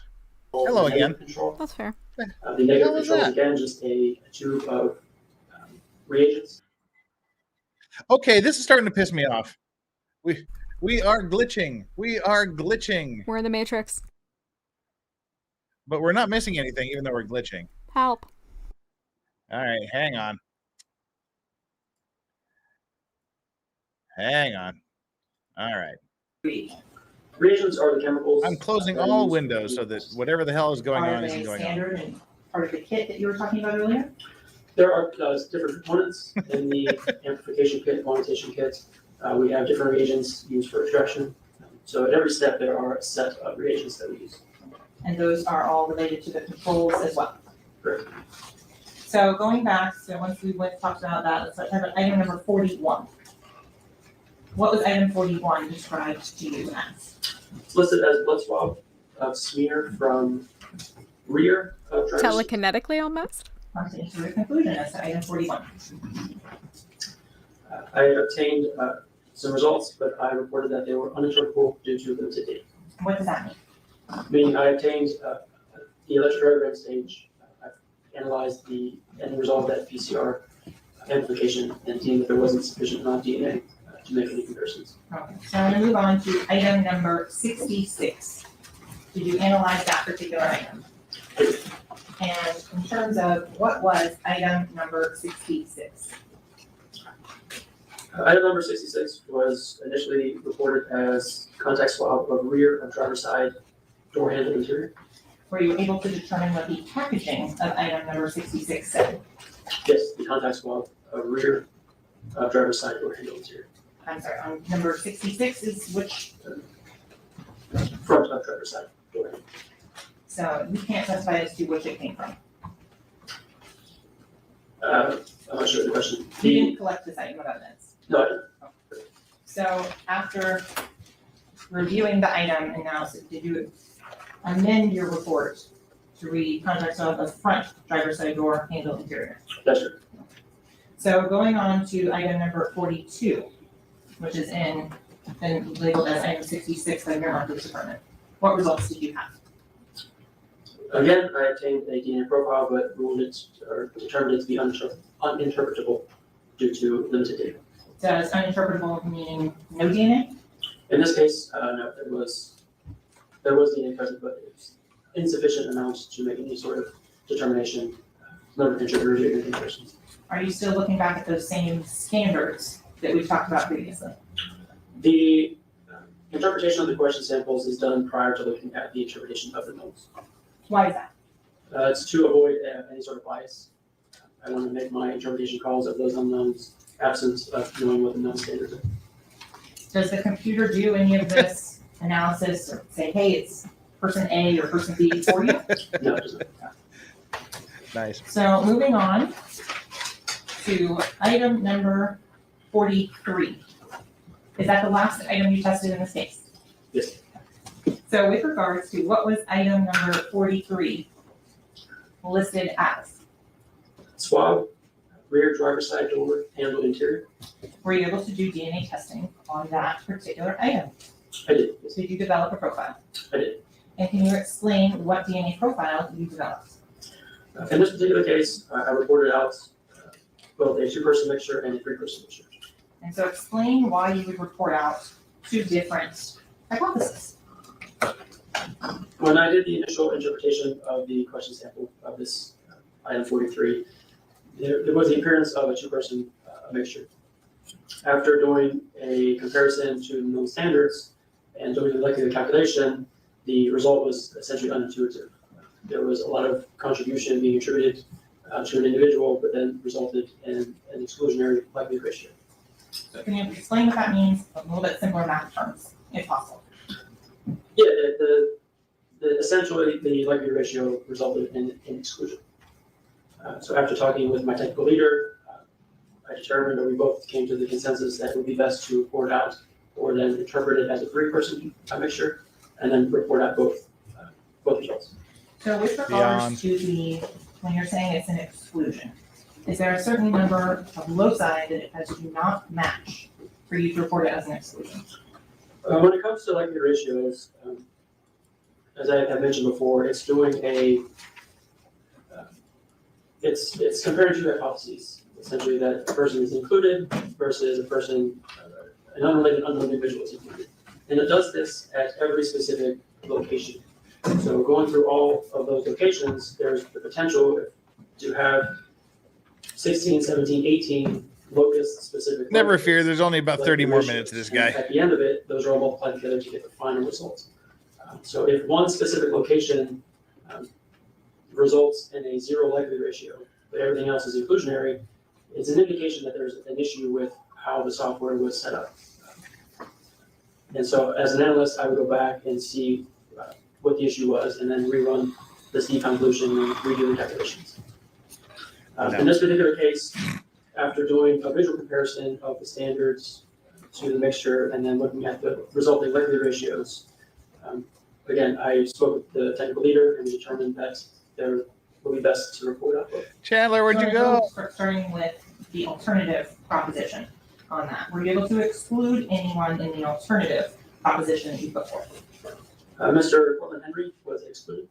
With regards to the initial proposition. Cortland Henry, Anthony Williams, and Jamal Demons were excluded. Who was included on the initial proposition? Christopher Thomas was included. When you were looking at it as two contributors, how did you exclude the defendant in this case, Mr. Demons? How did I exclude him? Yes. So again, after doing the visual comparison and then running it through to generate the likelihood ratio, it resulted in an exclusionary likelihood ratio. When you looked at it again as a three-person mixture, were you able to make a determination as to whether or not Christopher Thomas was included as a source of that mixture? Yeah, it was included as a three-person as well. And what were the statistics on the three-person mixture for Christopher Thomas? The results are at least 8.15 times 10 to the 24th, or 8.15 septillion times more likely if they originated from Christopher Thomas and two unrelated unknown individuals than if they originated from three unrelated unknown individuals. In terms of as to Cortland Henry, were you able to do the statistical calculations as to whether or not he was excluded on a three-person mixture on item number 43, swab of rear driver's side door handle interior? Yes, the results are at most 46, and this is an inverse calculation because the number was less than 1. So the DNA results are at most 46 times more likely if it originated from three unrelated unknown individuals than if it originated from Cortland Henry and two unrelated unknown individuals. So is your conclusion that Mr. Henry is excluded from that sample? Yes. Okay. Going on to Anthony Williams, were you able to make a conclusion as to whether or not he was included or excluded? I did. He was included. The color calculation, the DNA results are at least 41.2 times more likely if they originated from Anthony Williams and two unrelated unknown individuals than if they originated from three unrelated unknown individuals. And in terms of the verbal qualifier that you would give for Mr. Williams being included in that sample, what verbal qualifier would you give? Limited support for inclusion. Is that the lowest for inclusion? Yes. Okay. I believe I forgot to ask you with Christopher Thomas, what verbal qualifier would you give if he is included on that? It is the highest at very strong support.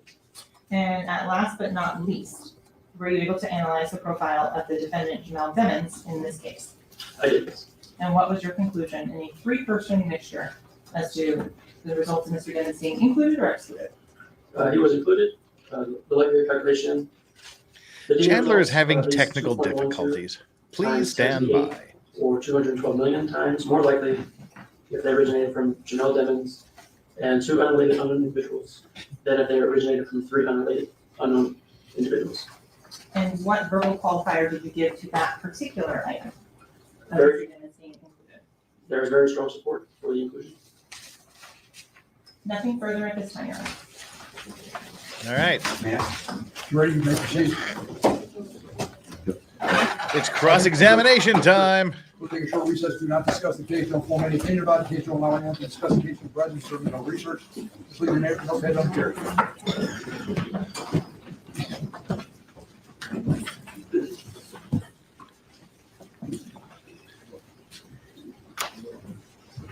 All right. This is kind of a long break.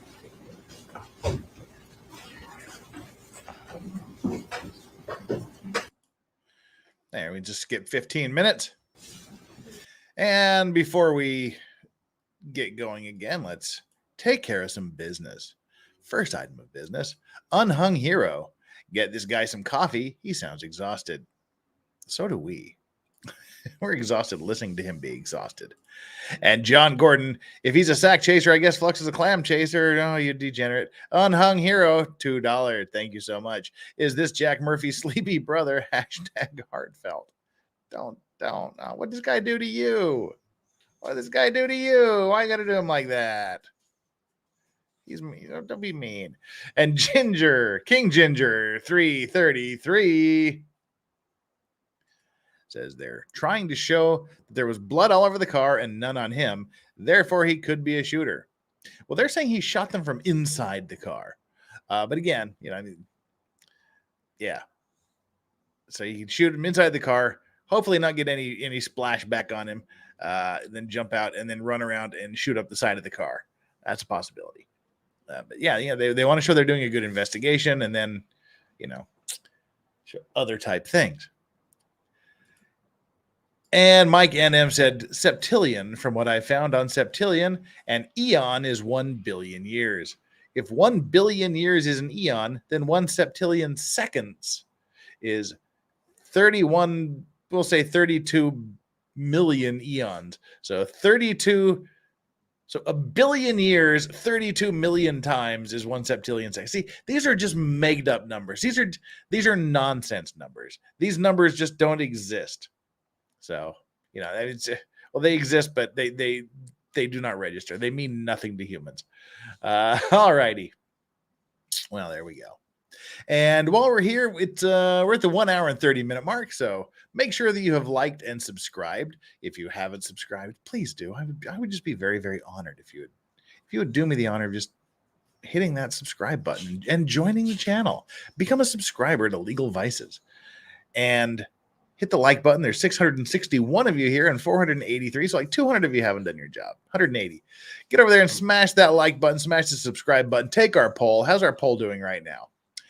My poll is fine. Thank you. And yours.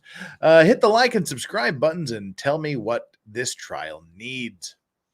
15% of you said it needs a blackout rifle or two. And tied for second place, 28% said this trial needs Dr. Mommy. And now it's changed. No, now it's back to 28%. Real-time polls. So 28% said it needs Dr. Mommy. Another 28% said 100% more sovereign citizens. And 30% of you, a very close number one, said it needs more brain water. So there we go. That's the like and subscribe poll for today. We'll check back in another hour or so and see how it's developing. So thank you very much. Like, subscribe, and we got all the super chats done. The jury's coming back in. We're good to go. Chandler is working out some technical difficulties. She'll be back unless she's just lying and used as an excuse to run away, which would be completely understandable. Let's get back into it.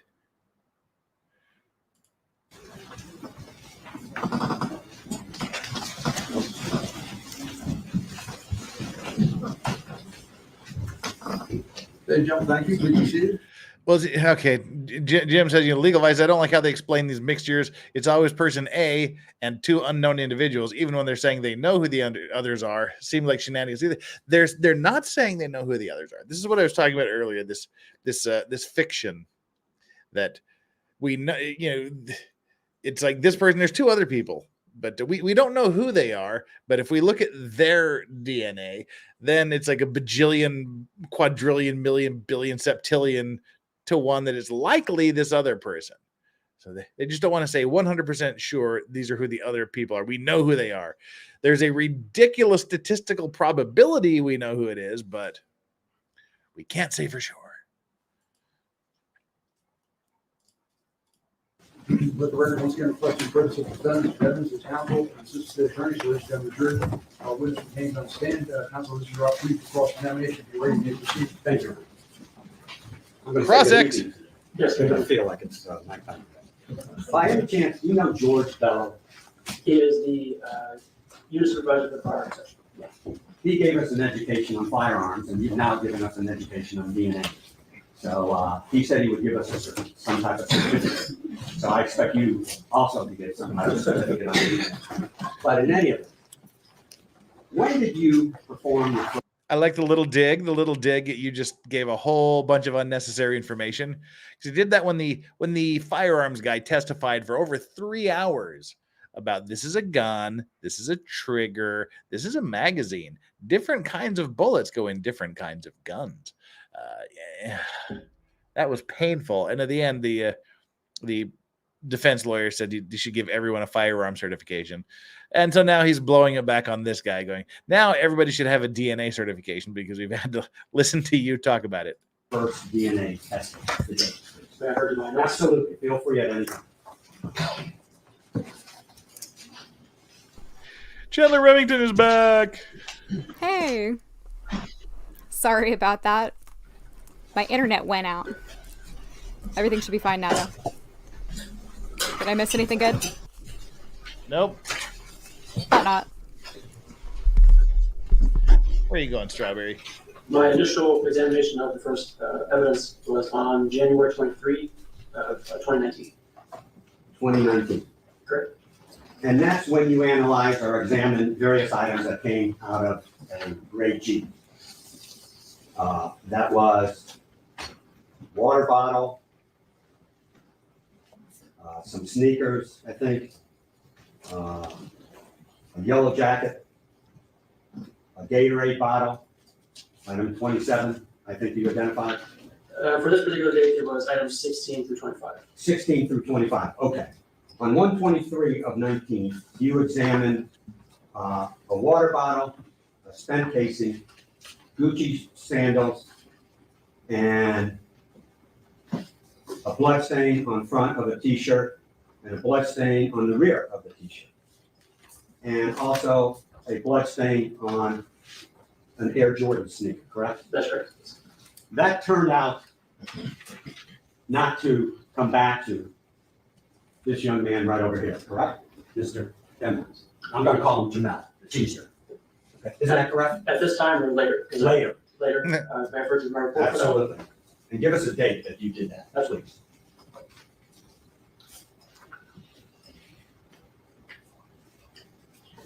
So on January 25th of 2022 is when the comparisons were made to Mr. Devins, and he was excluded from all those items. That was January of what? The report was issued on January 25th of 2022. I'm sorry. I did my analysis on January 24th, the day before. Okay. That was approximately 3 years after he was arrested. Oof. Did you know that? I did not. Then you... That's kind of a good point. All of these things, all of these pieces of evidence, they didn't do an analysis until 3 years after he'd been arrested. All of them said that he wasn't a contributor to the DNA on the items. That's a long time. So that's the idea. And that's the whole idea. You could have done this earlier, and I guess parenthetically saying that you could have done this earlier, you would have found out his DNA was nowhere near these things, and therefore, the case could have been dropped, or you didn't have to do this. I think that's the implication he's going for here. Let's see. Analyzed, did you not? Item 26, a yellow jacket, a Gatorade bottle. Correct? Yes, that's right. And what date did you examine those items?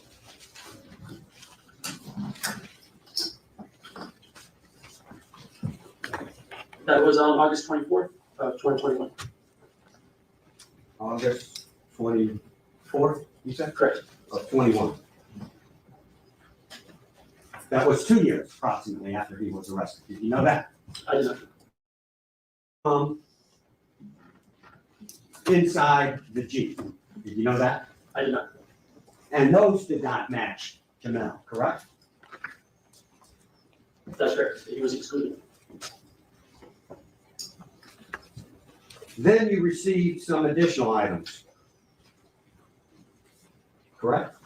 Yes, that's right. What was the date that you received the additional items? They were received on multiple days. Okay, give us the first date you received additional items, please. I began processing the impact filter on January 5th of 2022.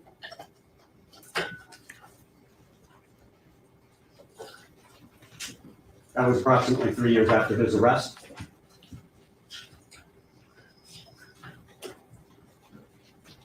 The cutting of the headliner, which is item 34, When did you receive that? began processing on January 28th of 2022. Oof. Another 3 years after the incident. Also about 3 years after his arrest. Objection, counsel testifying. Question mark. Question, restate it. Sustain, restate your Did question. you know it was approximately 3 years after he was arrested? I did not. Additional items were submitted. These were items 40, 41, and 42. Those were processed on April 25th of 2023. April 25th of 23? That's right. No, he didn't get it until Did 3 you know years. that was after we started this Objection, trial? Your Honor, improper. Excuse me. I just don't understand why. Why wouldn't they test it immediately? Your Honor, improper. These are the prosecution. I mean, I get that there's a backlog sometimes and they have a lot of cases, but that's a long time. I mean, Oh no! Listen to this last question. This is even better. Did you know that was Hang on, just have to back up a little bit. For this little buffery thing. Listen to this last question. That's even more fun. after his arrest?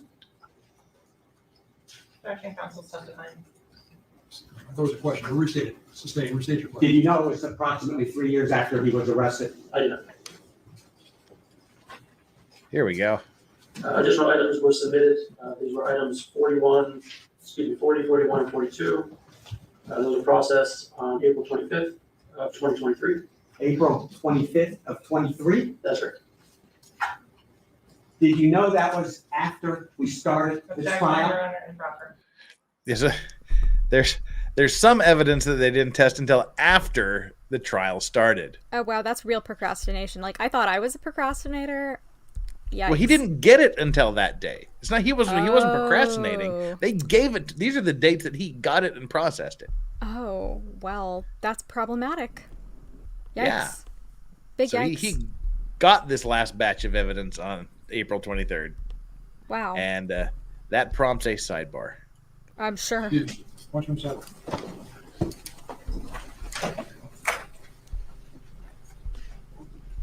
So there's some clear problems here. Yeah, it doesn't look good. What do you think of that, Jeff? I mean, I'm baffled. I'm trying to figure that out. It's shady, and I don't like it. It is shady. Where'd you get the evidence from? Was it just What's like it been sitting in doing? a was it sitting in storage Yeah. all that time? And, Yeah, what's it been doing for 4 years? Who's And why- touched it in the last 4 years? Yeah. Oof. Why is it suddenly after trial begins?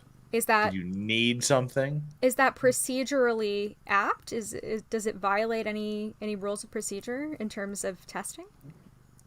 That's what I want to know.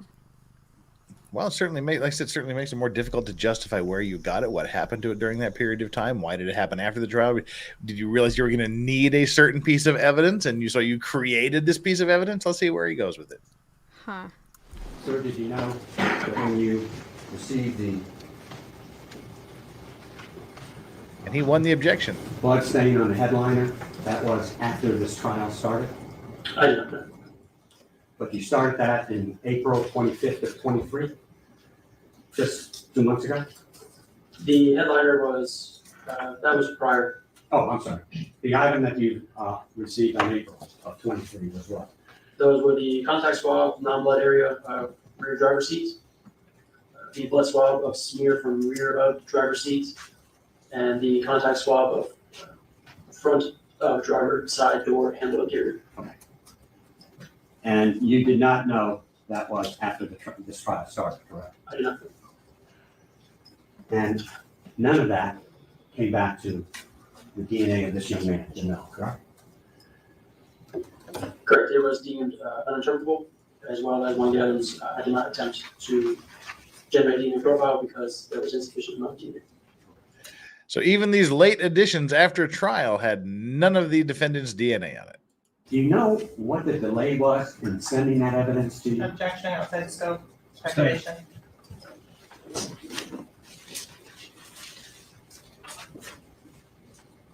And did you receive any other items in 2023? Yes, one last item 43. And that was the door handle of the rear door? Is that correct? Correct. And did I hear you correctly that you first ran a test and it did not come back matching or belonging to or contributor to Jamel? That's right.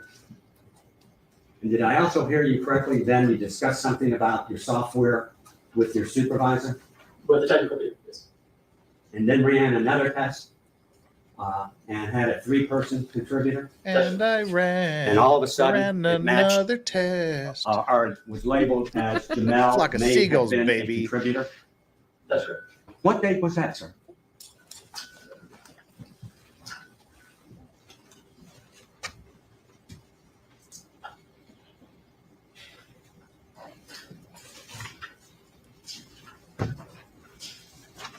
Tick tock, tick That tock. was on June 1st, 2023.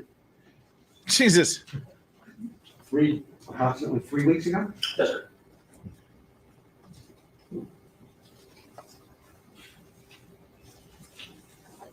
Who requested that, Objection, if you know?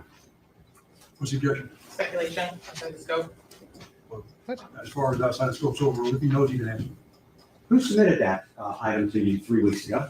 It would have been Miramar, the investigators. Miramar Police Department? Yes, I can look at my.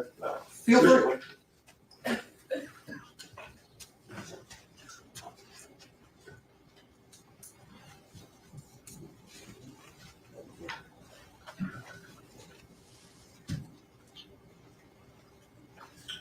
submission. It was submitted by a Miramar investigator. Mark Moretti. Moretti. It was listed on the submission form. Officer Moretti. And that was the only item that supposedly matched Jamel's DNA. Oh, sure, but it's not really a I was discovery told that violation. Just to confirm it. Please They do. just But didn't do it. An accurate assessment.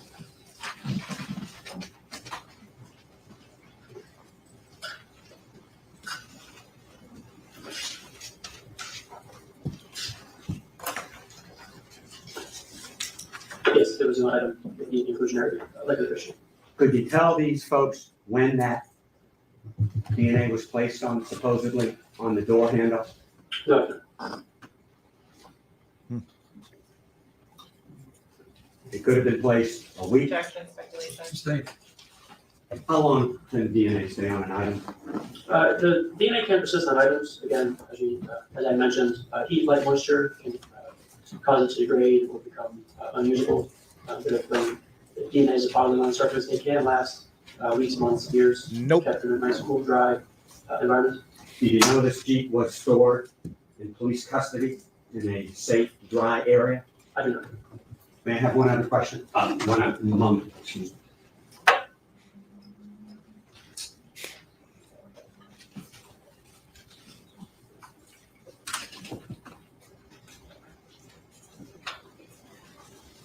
Thank you very much. Is there any redirection? Yes, Your Honor. Ms. Rhodes, is it unusual to receive Little bit of multiple redirect. submissions over the life of a case? No, that's not needed. Does the date in which you work a particular item have any effect on the results you report? No, please not. As to the likelihood ratio on item number 43, who was included in that particular item? For both propositions, Mr. Thomas was included, for both the two-person and three-person contributor propositions. Under the two-person proposition, Mr. Henry, Mr. Williams, and Mr. Emmons were excluded. Under the three-person proposition, Mr. Thomas, Mr. Williams, and Mr. Emmons were included. And with regards to the time of collection of that swab, would that be indicated on the box that it is found in? Sometimes there are indications on the question. I can look at the mark receipt. They may, I'm not sure if it's a newer one or an older one. I'd like to look at the mark receipt if you like. Okay, and that would be item number 67, what's been put into evidence as states 33. Relations or not? Yeah, thanks.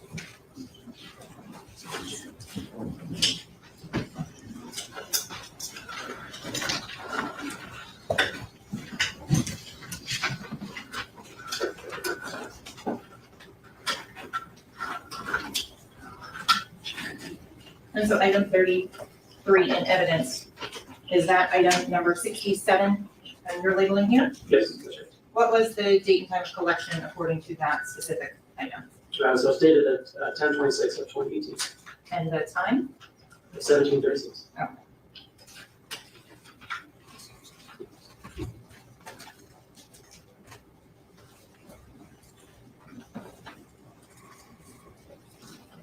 If DNA is stored in an optical environment, will it persist forever?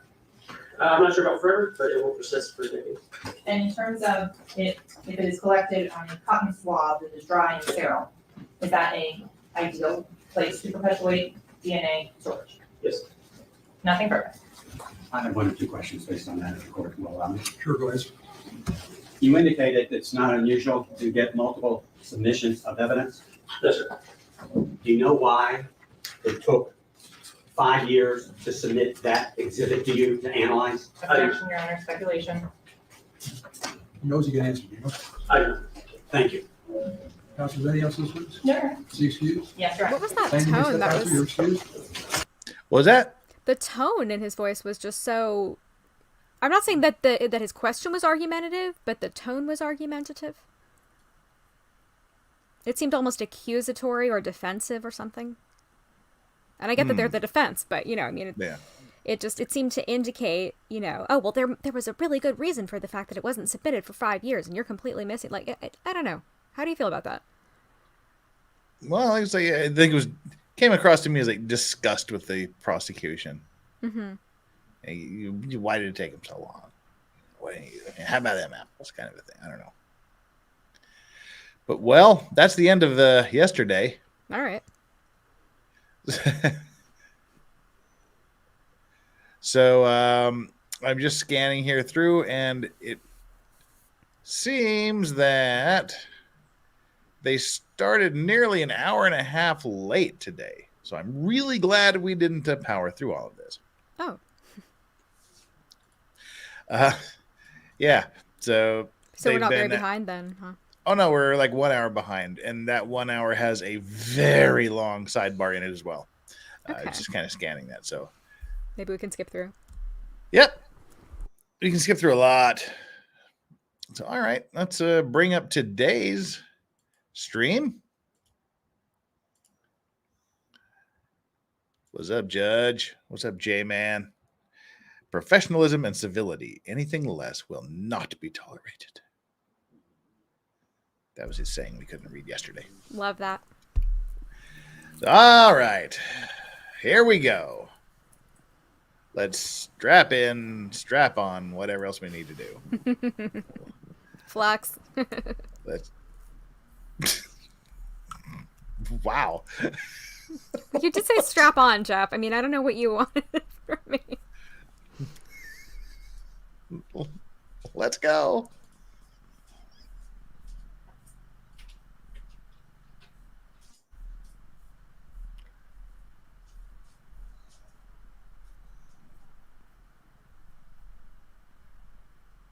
Oh, I guess we should turn the volume on. T-A-N-N-Y.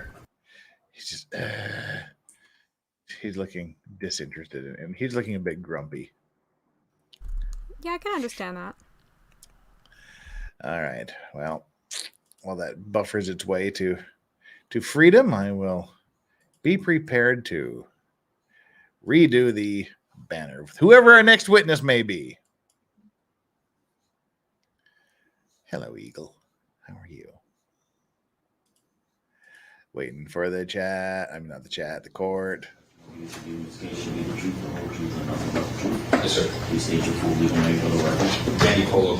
Please spell your first and last name for the record. Danny Polo. Thank you, sir. Danny Polo. Danny Polo is his name, I guess. Thank you. And please have a seat. Thank you. Detective Polo, what's happened is you're wearing a mask now. Defendants have objected to that.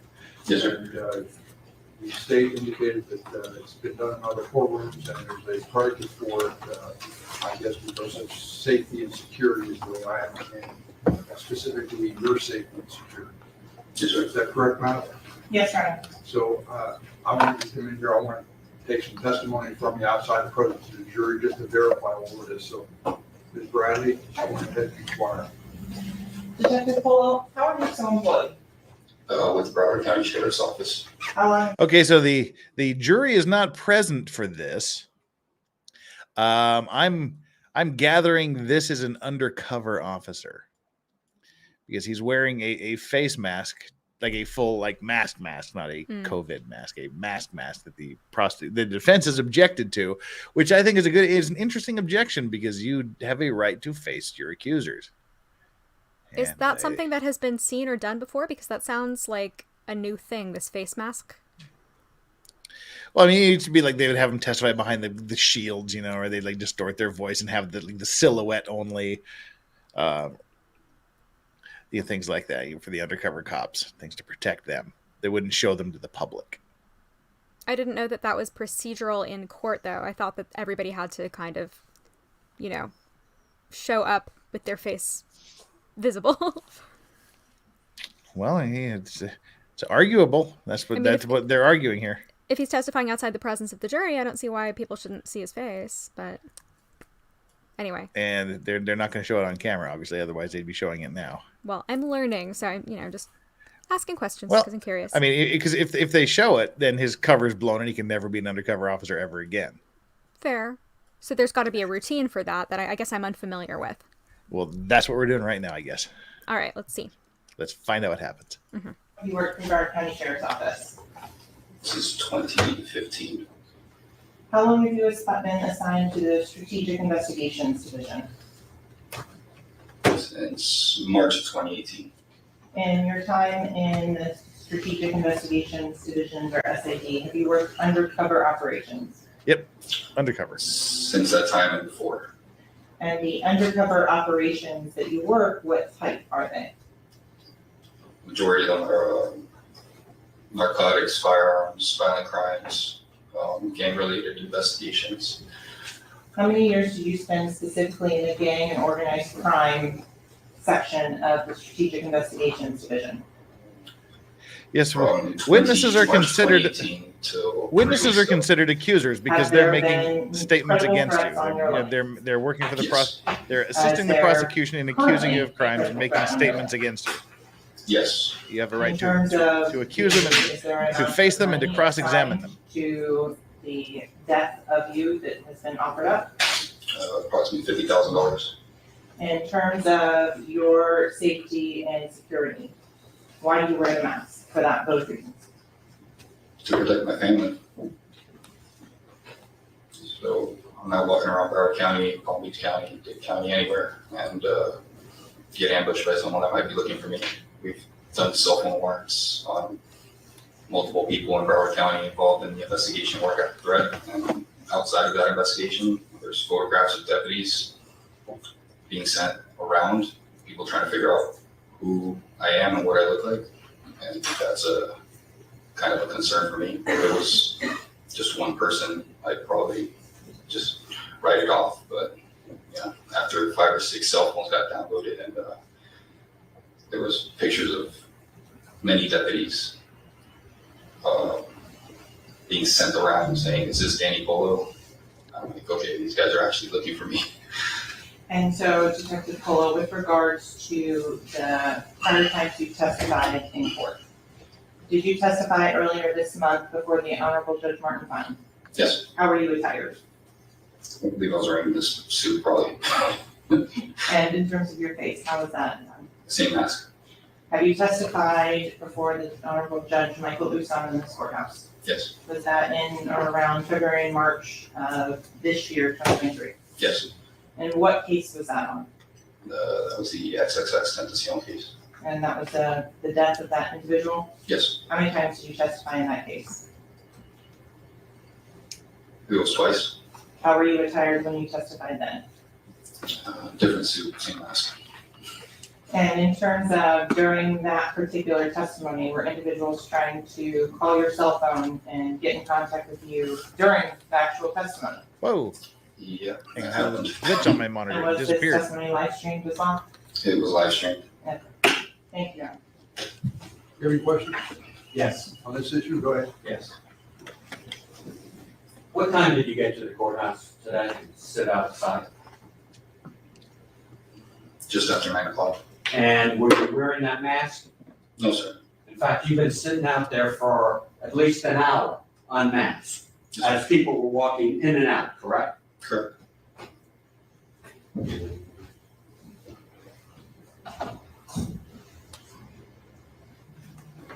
Are you the only expert in dealing with gangs in DSO? I believe I'm the only one that's testified as an expert at the Broward Sheriff's Office currently.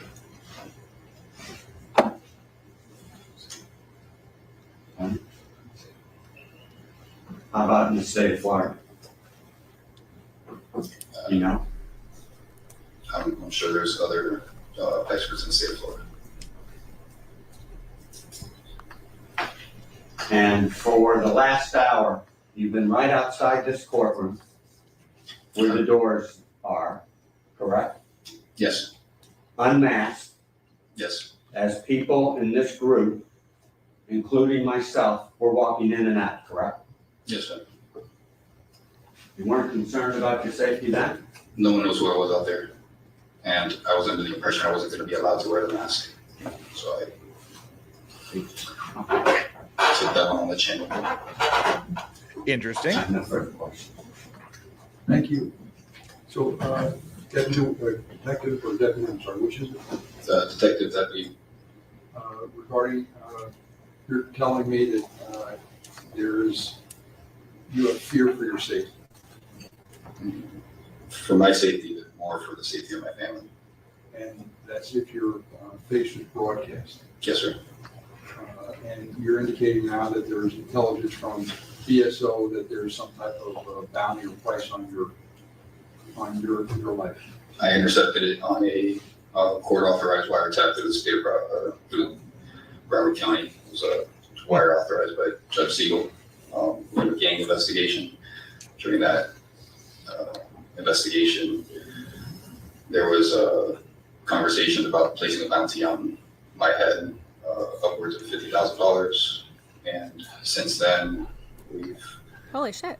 as I stated before, recovered several cell phones in that investigation, other narcotics investigations, firearms investigations, an investigation in South Carolina that is tied to Broward, where photographs of deputies were sent with my name attached to it.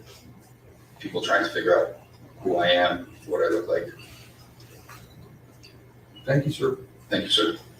You step down, just wait outside.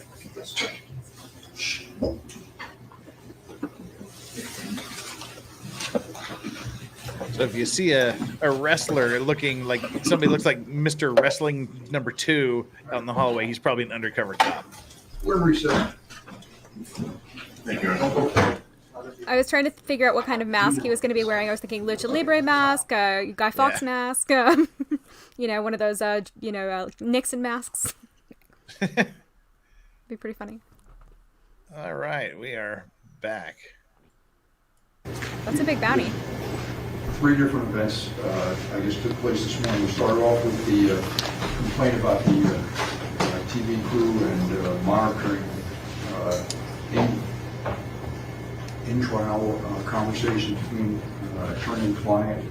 Mr. Jason came up initially and indicated that the microphone was sensitive, it picks up everything, and so I had told him to remove it. Then afterwards, they came back with his producer, Vince Casey, indicated that there is a meter on the microphone that will adjust its sensitivity, and they will adjust its sensitivity so as not to pick up any phone or any discussion between counsel and the client. They also indicated that they would not show the screen or take during the session, have the camera pointed at defense counsel and or the defendant. It would only be as the jury is entering and leaving the courtroom. And I thought that was a acceptable compromise with the understanding that they cannot capture any of the conversations, confidential, privileged communication between the attorney and client. They indicated they would make sure that didn't happen. And they're also going to adjust the location of the microphone the way it's going. The second issue that came up was the mask, and the detective Hello indicates he's a police officer detective, operates undercover. There's a bounty on his life, was picked up in wiretap communication. There's fear for his safety of him and his family, and with the understanding this trial is being live streamed, I understand his fear for his safety, and I understand the defense objection overruled. He'll be allowed to testify. This is something that I think, again, is trying to balance it, what we're doing. And my thought is that based upon the testimony of the detective, that this would be an acceptable way to proceed. And I understand it's over the defense objection. The last thing has to do with the juror who's ill is Ms. Claudia Campuzano-Molina. And again, as I indicated, she was admitted to the hospital. I know defense counsel asked that we just wait for her and just adjourn, not be in session today, but I have no idea. This is the second hospitalization for her. She was not admitted the last time she was in the emergency room. Wow, this is one with food poisoning. She still got it from last week. The way I understood, that sounds dreadful. Oh, dehydrated. Poor lady. Or something like that. But now she's admitted to the hospital. So it's a different situation. We have witnesses here. Juries already asked us questions about how long the trial's taking and when we anticipate it's going to be resolved. So my thought is we're moving on. There's Claudia Campuzano-Molina to be replaced by the alternate, whoever the first alternate is. All right. So, all right. You got your witness here. One juror down. We got it right back from the defense the next lesson. They want to review Hope she the feels evidence better. before the witness begins testifying. I also sent copies of all of the text messages and what she's relying upon as well. And so for any specific instances or any other changes in terms of the testimony from defense, if they want me to say it provided the AK v. State case with regards to the fact that the state, as they require it and through this proceeding, has to prove that there are other individuals that are associated with a criminal street gang that are committing other such crimes. So the defense had mentioned stipulating at certain points. So before I call the witness, I want to make sure we have a final discussion before the state proceeds forward as planned. Yeah, Judge, with respect to the series, I think it takes the form of 3 separate sets of exchanges. I actually think it's 4, but 2 are subsumed within 1 exhibit. With respect to those, we maintain our objection that it lacks the foundation to be introduced. We have presented the court with cases that for social media and text exchanges to be admitted, one party to that conversation needs to be brought in, or which is the preferable method, or there's some other method of establishing the receiver and sender, authenticating those communications to be what state represents them to be, or the offering party, whoever it is. So we object on those grounds: lack of foundation and hearsay. Thank you. Well, this is a different hearsay objection. You're trying to offer them for the truth of the matter asserted? Yes, Your Honor. In terms of that, there is case law and approach on the copy to the defense. State v. Torres 304-781. This was a case in which the Honorable Marina Garcia Wood of Broward County bench excluded text messages and was found to be an error.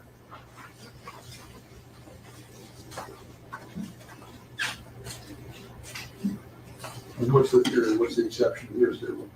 It is a statement by a party opponent. They are statements of the defendant. The other statements from the other parties involved give context to those responses from the defendant.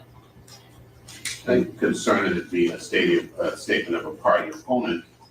That's where it requires some authentication to establish that it is a statement of a party opponent.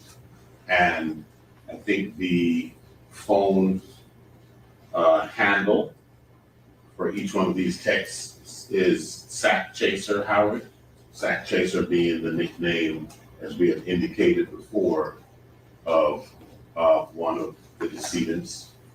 The phone is not registered in the name of our client, Mr. Devins.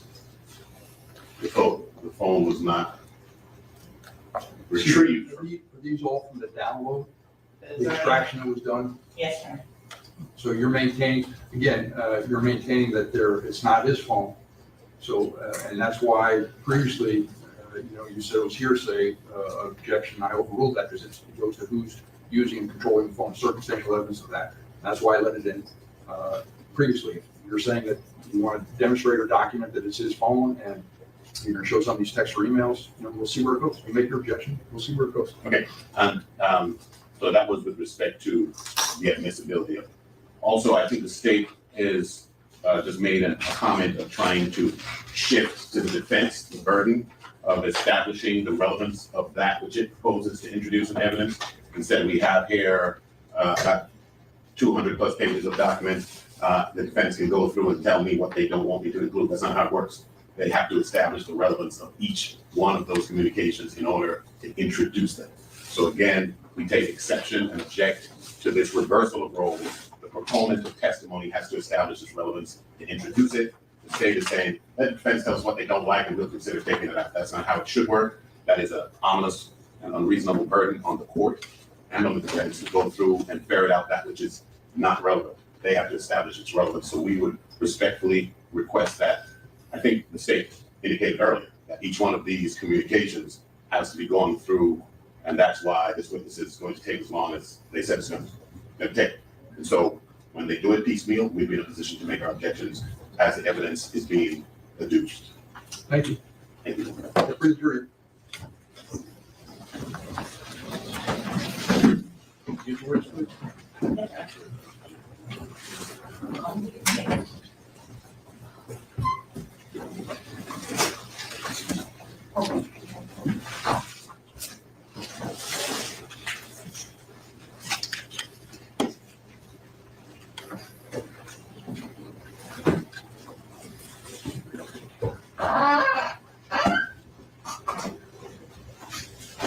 There's that chair again. Sounds like one of Valhalla's goats. It's the gate to enter the front part of the courtroom from the gallery. Valhalla, mute your goats.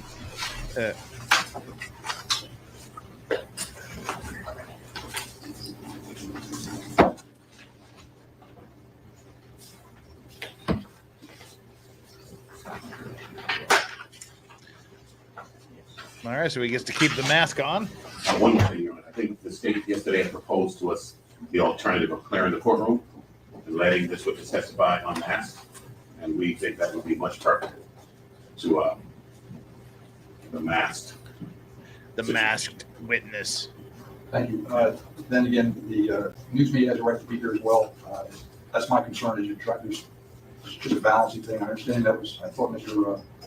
Adelstein indicated that it was something that was preferable to him. I would, all right, we'll move forward. Is the court going to give any type of curative instruction? Yeah. Excuse me 1 second. Hold on. You have some instruction on the read? Yes, Your Honor. I think we would have to include that the court has made a determination that balancing the interests of the defendant's constitutional right to confrontation is superseded by the media's right to be in the courtroom. And therefore, he's being allowed to testify in mass, because those are the two interests that are being balanced. The defendant's constitutional right to confrontation and have the jury have an opportunity to discern the credibility of the witness versus the right of the media to have a camera in the courtroom. And so we would want that to be a component of any any instruction that's given to the jury, and we like time to craft one because the court just ruled, and we'd like to come up with one proposal. Go ahead. Yes. No, counsel, you ever something short and sweet? You know, you make a recommendation. I don't want this to go on for an hour. It's or 10:30. I understand, sir, but this is extremely important. And we would ask for a 5-minute recess so we can fashion something. Thank you. Thank you. Those are 5 minutes. Yeah. The witness is an undercover police officer, and there was question whether or not he'd be allowed to testify with a mask on, like a full mask, because he has a $50,000 bounty on his head, and people are trying to find out who he is. So there's a question: do we take off his mask and empty the courtroom? But also the media has a right to be present, so they're weighing these. They're balancing the media's right to have access to trials with his right to protect himself. So I guess they decided they're going to let him testify with a mask, and they're in the process now of drafting up a jury instruction to explain why there's a guy in the courtroom testifying with the mask on. So will the jury be present to listen to his testimony? But yeah, they have to be. It's going to be tough because I know that they do that sort of that voice changing thing when they do interviews, and you can't really do that in court. Everybody is going to hear his real voice, and that will be an identifiable feature that could put him in danger. So it's challenging. I guess they do this. I'm sure this has come up before, and I guess it's a case-by-case thing. But I'm not really familiar with how procedure goes with this, so it's just fascinating to see this come up. Yeah, so the people will be in the gallery, and he will have a mask on. So. All right. Hey, Kaiser Pineapple. What's up, brother? Everybody go check out Kaiser Pineapple's channel. Oh, hey, Kaiser. Kaiser's awesome. I've done some streams with him. He's a great guy. Kaiser is an amazing guy. We've done some film stuff together. He's a lot of film knowledge. Really cool video. Yeah, it's been a minute, Kaiser. All right, let's give some time for them to draft this jury statement here. It's nice to be able to fast forward instead of like sitting live and then like just wading through the sidebars. Jesse, this is all outside of the hearing of the jury, and this it's kind like, of stuff like a frustrates whole jurors like because they're sitting there not knowing what's going on thing. while all this Matthew stuff is being done, Mangino. Outside of their viewing. They're interesting issues. Yeah. That I provided and on behalf of the court. Based on the court's ruling, the next witness will testify wearing a mask. You are to listen and read evidence as you would. Let's go back and hear the whole jury instruction at normal speeds, because I want to hear it clearly.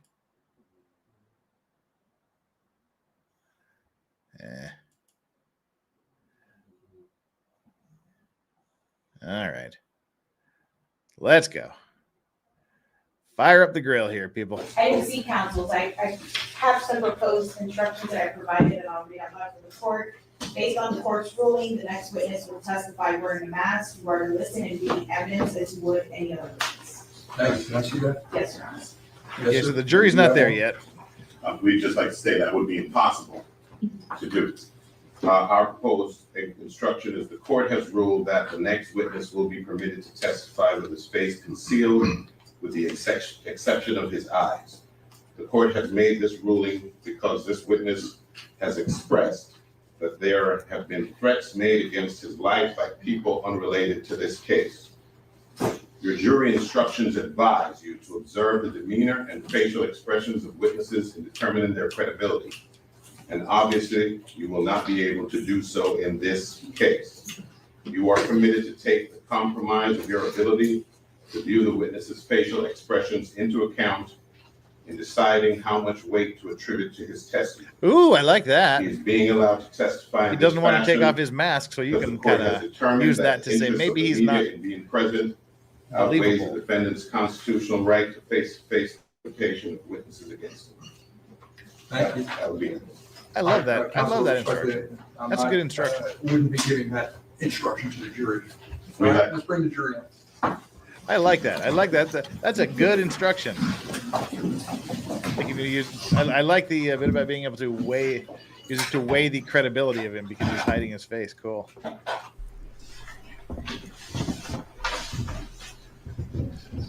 Hi, Steve. I love how whenever Steve mentions something, I have something to Google to learn about law later, like the confrontation clause that he just mentioned. That's so cool. It's the right to confront your accuser.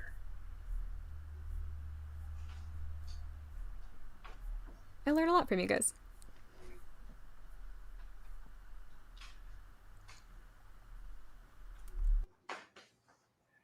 Silence. Silencio. Nodding to his homies. Well, we got a couple super chats we can read here. Zizix. Hi, Jeff / Chandler / Doggo. Every time I hear the street names, I think of Upgrade from Idiocracy. Oh my god, I was just watching that movie the other day. That is hilarious. I hadn't seen it in like 10 years. Upgrade. I love the spelling. D's for a double dose of his pimpin'. And Unhung Hero. From the producers of The Masked Singer, we present The Masked Witness. 100% less singing and 100% more sleeping aid. I think this guy's going to be pretty interesting. Yeah, me too. I was going to say, I don't think we're going to fall asleep with this testimony. Finally, something interesting is happening. This guy's like, I have a bounty on my head, you know. If he already has a bounty, don't they already know who he is? They know his name, apparently. They just don't know what he looks like. I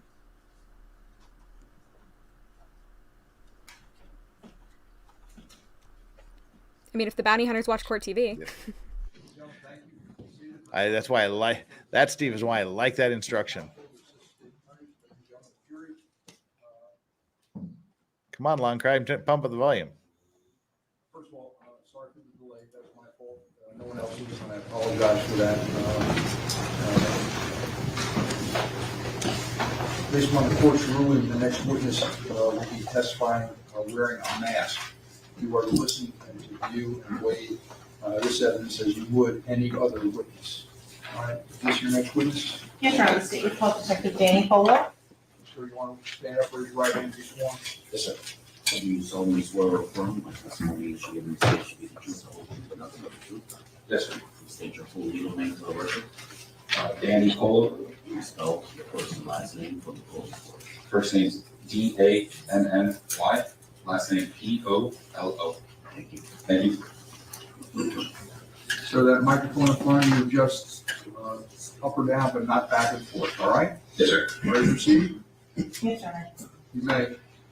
Good morning, Detective Polo. How are you today? Good morning. Well, Can you please introduce yourself to the ladies and gentlemen of the jury? I'm a detective with Broward County Sheriff's Office. My name is Danny Polo. Prior to working with the Broward County Sheriff's Office, do you have any other law enforcement background? I worked for the City of Hollywood Police Department, And how long did you work with the state of Hollywood? approximately 2 years. How long have you worked for the Sheriff's Office now? Since 2015, so approximately 8 years. Can you tell the ladies and gentlemen of the jury what division or unit you were assigned to currently? I'm assigned to the Strategic Investigations Division. What does Strategic Investigations Division, or SID for short, cover for the Sheriff's Office? Within the Strategic Investigations Division, within SID, we have multiple county-wide units, such as Major Narcotics Unit, Organized Crime Unit, Gang Investigations Unit, Money Laundering Unit, Internet Crimes Against Children, Joint Terrorism Task Force, Bomb Squad. So with regards to the SID, you do undercover investigations. Yes, ma'am. Is that why you're wearing a mask today? In part, yes. So going to the gangs and organized crime unit, what years were you assigned to that specific unit? I was transferred to the organized crime unit in March of 2018, and I was there up until about January of 2021. Just pause just a moment. We approached very briefly.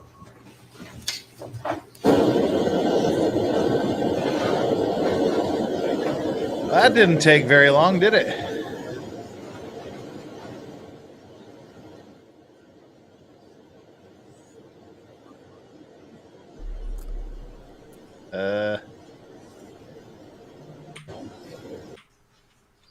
Okay, that was very brief.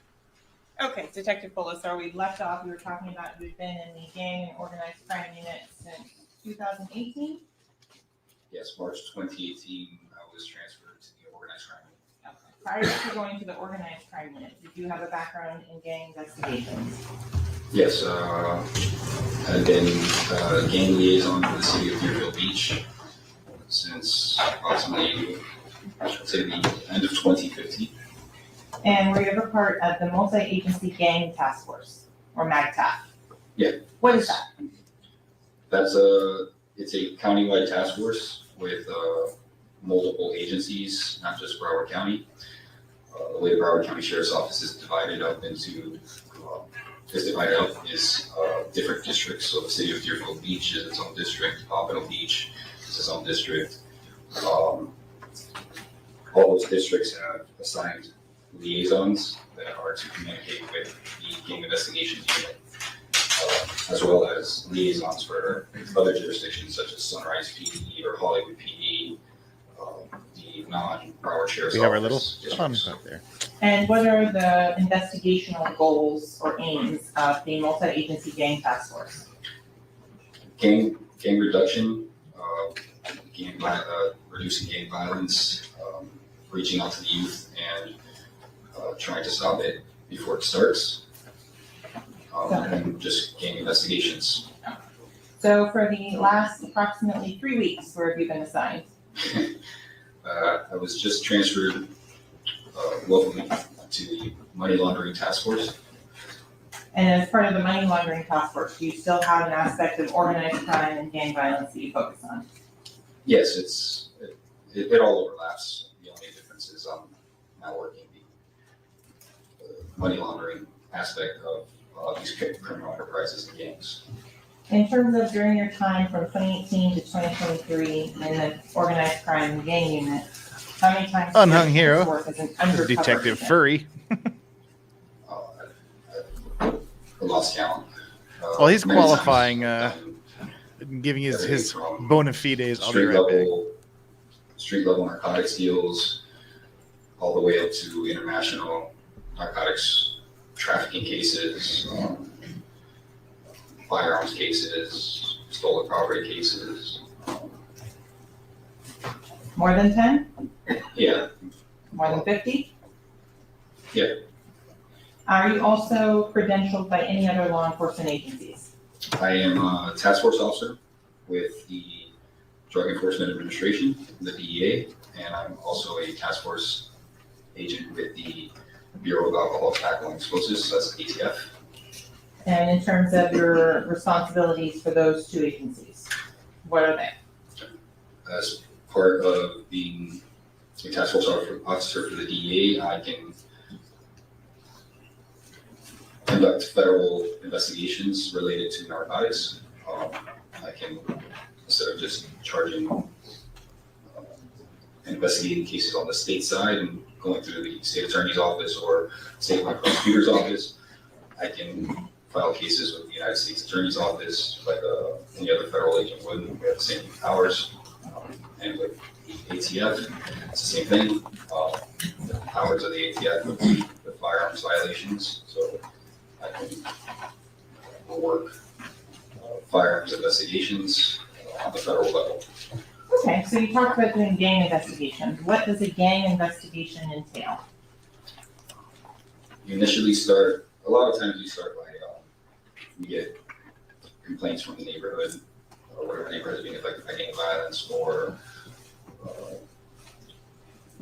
or just you observe shootings that are happening in a certain area and you start looking into it to see if it's random or if there's something more organized going on.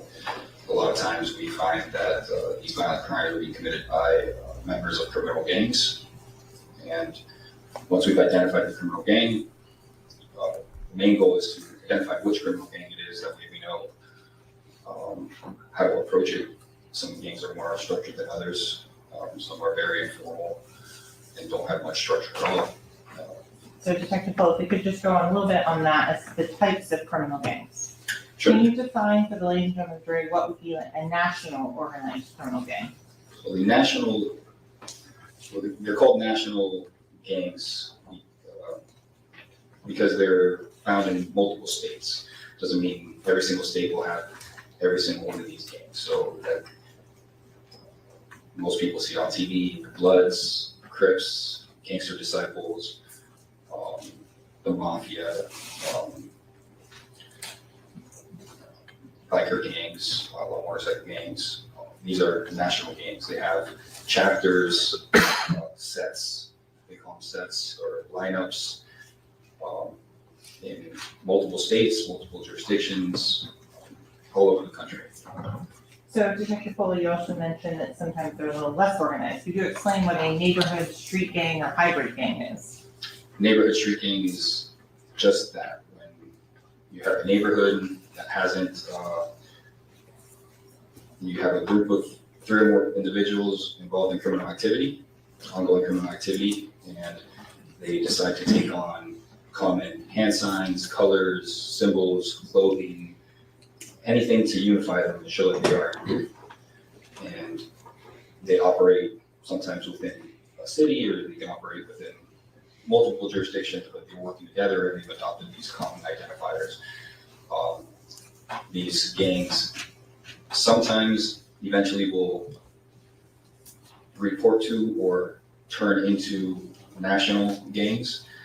But for the most part, there's many neighborhood street gangs. You can have one neighborhood, one 10 by 10 blocks of a neighborhood where you have 5 different gangs operating within that neighborhood. They might get along, they might not get along. Okay, so in terms of the amount of time or resources that you put into a gang investigation, how long does it take?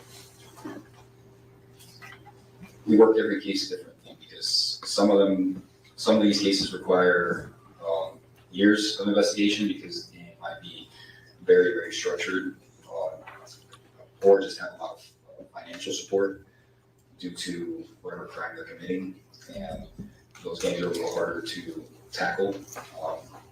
So you have to invest a lot more time, a lot more money, a lot more resources into dismantling this type of organization. Some of the more disorganized gangs, it's a little easier. You can go out there and find out, first of all, what crime they're committing, whether it's robberies, burglaries, narcotics trafficking, or just low-level narcotic sales, firearms trafficking, like firearms sales.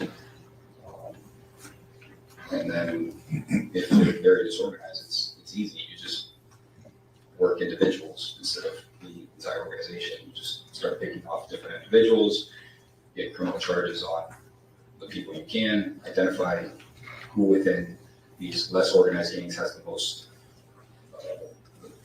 the stronger presence, because there's always someone who's, they're not necessarily in charge, but the person that has the most respect. You start trying to dwindle it down so that the violence stops. That's the main concern, is violence. So Detective Polo, what training and education do you have in the area of gang and gang organization?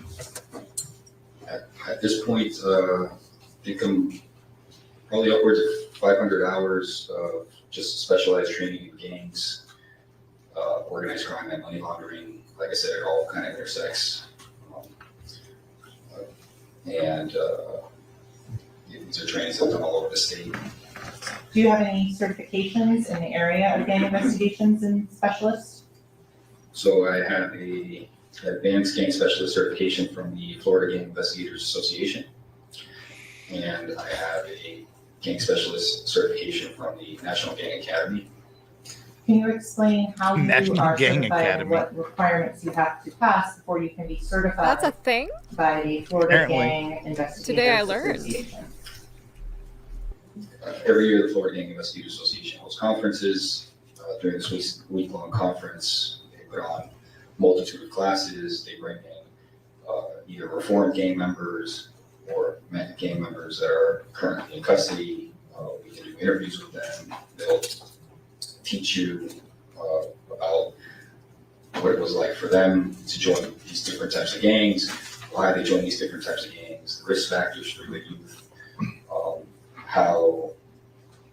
how they think, the gang mentality, so that way we can better understand how to approach gang members when we're working with them. Because a lot of times we're not just arresting them, we're also trying to, in a way, befriend them so that they maybe understand to stop doing what they're doing, because they're either going to end up dead or in jail, and neither one is good for anyone. So you mentioned that you've done the training. What about in terms of hands-on investigative experience? Can you list for the ladies and gentlemen of the jury some of the different specific gang organizations you have investigated? So for most people in the general public wouldn't realize it, but Broward County and many cities and counties have huge gang problems. They just operate under the radar. Broward County has almost every gang you can think of, from the Bloods, Crips, Gangster Disciples, Sir 13, which is a Hispanic gang that originated on the West Coast, Norteños, another Hispanic gang, outlaw motorcycle gangs, different gangs within the outlaw motorcycle gangs, not just one specific group. Have you investigated, for example, white supremacy groups as a gang or organized crime? Are you suggesting the defendant is a white supremacist? They operate way under the radar. They try to. They're strange groups. That would be a very Dave Chappelle twist. I don't think he's blind, though. So it'd be hard to explain. Specific investigations or suspects? Suspects, sorry. This last year, probably over 30.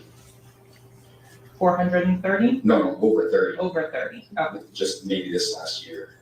And that's just in 2022? Yes. Oh. Have you ever testified in court on the subject of gangs and gang violence? Yes, I testified in both the state and federal court. Approximately how many times? Maybe 6 times. Okay. In terms of the sources of knowledge on gangs, you mentioned a couple at the conference, the interviews with documented gang members. Could you tell us a little bit more about those types of interviews and the different types that are out there? So, as gang investigators, we gain this knowledge not just through doing search warrants and finding documents that these gang members or these gangs generate. They create documents with their creeds, their codes, their oaths, the rules, bylaws, all that. So there's a lot to learn from that, because it's written documents that they pass on from member to member. Because like every organization has rules, right? The sheriff's office has rules. You work for Publix has rules. They have a code of conduct. They have the way you have to dress. They have appearance guidelines. It's the same thing with gangs. It's no different. The national gangs have that a lot more structured. Some of these, we call them Bibles, gang Bibles. They are gang Bibles. Very lengthy. Some can be over 100 pages. So we learned a lot from those. The other side is interviewing and speaking with gang members. Sometimes it's gang members that we interview because they decide to cooperate with law enforcement to avoid either being prosecuted or to get a lesser sentence. So they're working on charges. Sometimes we interview gang members upon an arrest they don't want to cooperate with law enforcement. They don't want to reduce their charges. They don't care. They're okay with going to jail or seeing how the legal system works out. And, you know, if you build a good enough rapport with them, which is the main goal, speak kindly to everyone, just be polite, treat everyone like a human being. I've had great success in interviewing many, I wouldn't even be able to tell you how many gang members. Can you explain what is a field interview or FI card? Field interview is it's done commonly in the field. You approach someone on the street, maybe they committed a traffic infraction, some kind of infraction, you make contact with them, or it could be consensual, you just see someone you want to talk to, approach them, talk to them. If they want to talk to you, you can walk away, that's fine. But like I said, if you treat people with respect, most of the time they'll talk to you. When you're doing a field interview, what types of data are you collecting or aggregating at that point?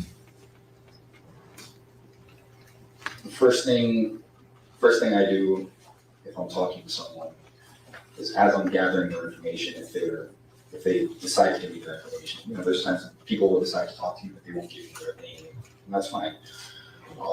But I'll be looking at their person, at their body, to see if they have any tattoos, if they're wearing any specific colors, especially if I know that they belong to a specific gang. So if I see a member of a neighborhood street gang that wears military colors, right, camouflage, then and I see a person walking in this neighborhood where primarily this is what they wear, and I decide to make contact with them, and they decide to talk to me, then I'll start noting those things. Okay, he's wearing a bandana with the camouflage colors, or he's wearing a belt with camouflage colors, or he's got this type of tattoo that's indicative of this gang. So even if they don't talk too much, sometimes they're Is the bounty on his head, or are they chasing his sack? Sack chaser, he's no longer with us. All those things are things you take. R.I.P. You mentioned some types of people would testify. Do you review testimony of various criminal cases across the country for gang information? Yeah, we review testimony of gang members that are testifying in court. We review testimony, not even just testimony, we review indictments, and indictments on the federal side and the state side, and read about these gangs and how they were investigated. And we learn about the different types of ways that the gangs operate in different parts of the county, or different parts of the state, because just because you're a member of the Bloods doesn't mean that the Bloods operate the same in every city, or every county, or in every state.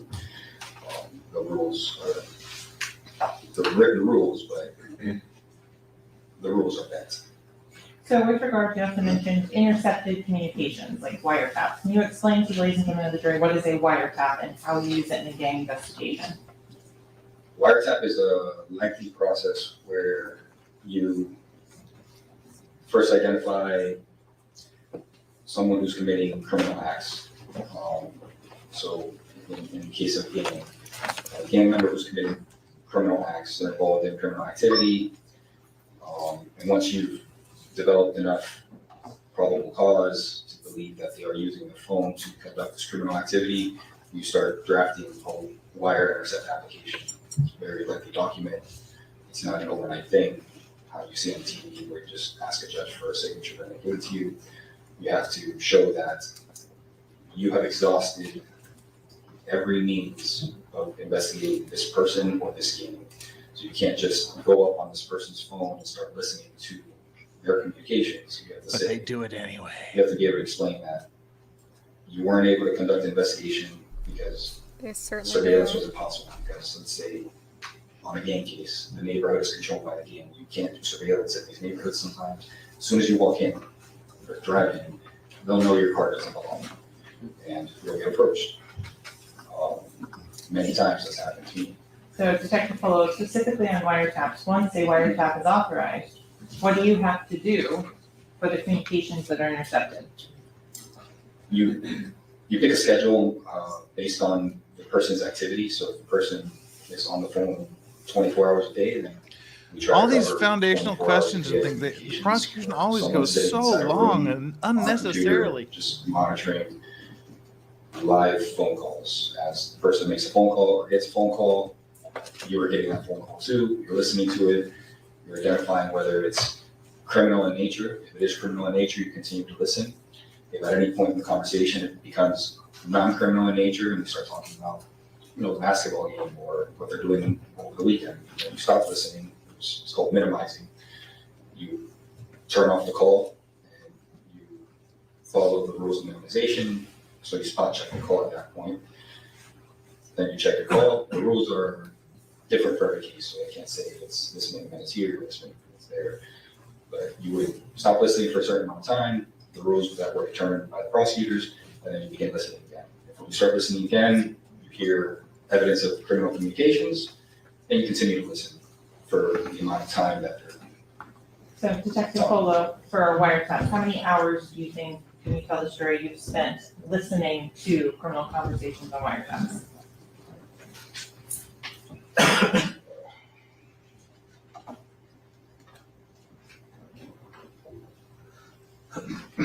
Hundreds, if not 1,000, maybe more. Is there a special vocabulary that you learned during the course of listening to wiretaps? So every gang has every culture has their own way of speaking. So a lot of gangs come up with codes, code words. Some organizations that aren't gangs have the same thing, and you have to decipher them basically. And with gangs, in these Bibles, they sometimes put their codes, and it's easier to identify certain what certain things mean. So they might be speaking slang, but we know what they're saying because we speak jive too. Basically, a dictionary that they've created that we already have in our possession. Context, we start. What the hell is that? Understanding. Wasn't me. I'm muted. Okay. I guess I can take that down, huh? You mentioned the Bibles and things. Have you had the opportunity as a gang member to conduct search warrants and see some of these printed materials? Yes. Explain some of the things that you've gotten out of, like, for example, email accounts. Yeah, so in case you missed the noise. A lot of gangs that are sending these Bibles around, they don't want these Bibles, these books of knowledge. They call them knowledge. They don't want these things in the hands of law enforcement. They don't want law enforcement to understand their inner workings. And sometimes every couple of years they'll revamp their books of knowledge and they'll change their codes, they'll change a lot of the rules. The original history with books of knowledge is going to remain the same, right? You can't change the date the organization of the game was established. It was established in 1996. It was established in 1996. You can't change that in your Bible, but you can change your codes. You can change the language you're using. You can change some of your rules depending on what's been going on in the world. It's a lot of gangs. Most national gangs were started a long time ago in the 60s and 70s, and they were racially divided. Now, they're not. Now you have white people, black people, Hispanic people, Asian people, all working together in the same gang that used to just be a black-only gang or a white-only gang, not including white supremacy gangs and stuff like that. Those are. Okay, so you mentioned sometimes it's seized through email accounts and search warrants on that. Mm-hmm. What about the interception of cell phones or extractions of cell phones from known or suspected gang members? So if we have enough probable cause to seize a cell phone during an investigation, it's let's say a gang member's cell phone, we'll do a download of that cell phone, make a copy of it basically, and we can go through the content of that cell phone. Sometimes we can do the entire phone, sometimes just specific things that you're looking for. And in those phones, it contains, a lot of times it'll contain photographs of these books of knowledge, because that's how we also send it to each other. So this oath, here's a picture of my knowledge. or it's just communication back and forth, and just texting each other and explaining to each other, this is what you need to know when you talk to this next person who's going to quiz you on your knowledge. And if you don't know your knowledge on these national games, there's usually some repercussions. Young Nazi World Melly says on you take it a little easier on you, but take it easy on as time progresses, the more time you spend in these games, you're expected to know these things off the top of your head, and you can't mess up. So when you say things you're supposed to know off the top of your head, are there questions and required responses? Yeah, so that's something that a lot of games do. It almost feels like they all kind of copy each other. There will be greetings, and the greeting has a specific response. And the purpose of that is to know if someone is really a member of this game. So a lot of times games have national gatherings where they'll host a large event for all the gang members in the country. Whoever wants to come, to just come, meet, socialize, and network with other members of this organization. So as an example, there's a Bloods game, Bloods set called 5-9 Brims. They host their national day on May 9th, because May is the 5th month. They're the 5-9 Brims. May 9th, clever. It's all symbolic, right? So they'll meet up, and they'll usually go on videos, on live streams, and post like these events, and just everyone's wearing their colors, and you'll hear a lot they're of streamers just like us. Slang. Huh. That's another I never thought I'd have something in common with gang members. So Detective Cole, you're telling this juror that people go and put OG Chan criminal gang activity online. Well, I'm the homie. The criminal gang activity would be the crimes. They're not. Maybe sometimes they post up the crimes on YouTube for just like never mind to show that they're strong, or to instill fear. Were you going to get yourself demonetized? But sometimes they're just showing their presence. Hey, we're here. This is who we are. This is what we wear. And don't forget that we're here. They're not necessarily doing anything illegal in those videos. They're just it's a gathering. Is it illegal to be a member of a gang? No. How would you differentiate a criminal street gang versus the sheriff's office? Y'all wear the same uniform. The street gang has more honor. Office. How would you differentiate that from a criminal street gang? So the definition per the statute, Florida state statute, and most of the statutes across the country read the same. It's a group of 3 or more persons with common signs, symbols, colors, identifiers, who are, as the primary activity, are engaged in criminal activity. So the key word is, as part of their primary activities, they are conducting criminal activities. Doesn't mean all their activities are criminal activities, but a good portion of them are. So to going back to a little bit more of your training and experience, you mentioned about the conferences and trainings that you've done. Approximately how many of those have you attended? Oh my in God. the gang unit? I think my first conference was in 2016. I've attended every conference since then. The next conference is this August. I'll be attending the national conference in Chicago. I'll be teaching the courses at that conference. Can anyone sign up for that conference? Nope. People in the field, prosecutors, attorneys, law enforcement, corrections officers, victim advocates, youth counselors. So how many times have you taught at those types of conferences in the past? This will be my first time teaching at the conference. I teach at the Broward County Sheriff's Office. We teach the new recruits, the new deputies are coming in. We teach them about the gangs that we have in Broward County so that they're not oblivious to what's going on around them. We'll show them a map of which gangs operate in which areas, what to look out for, hand signs, identifiers, tattoos. So that's something we teach to our recruits. We teach, I taught at the Broward College at the Police Academy. where we taught the school resource officers, because gang involvement begins at a very young age for the most part. Most gang members join their gangs at early ages, 11, 12, 13, recruited very young. So school resource officers need to know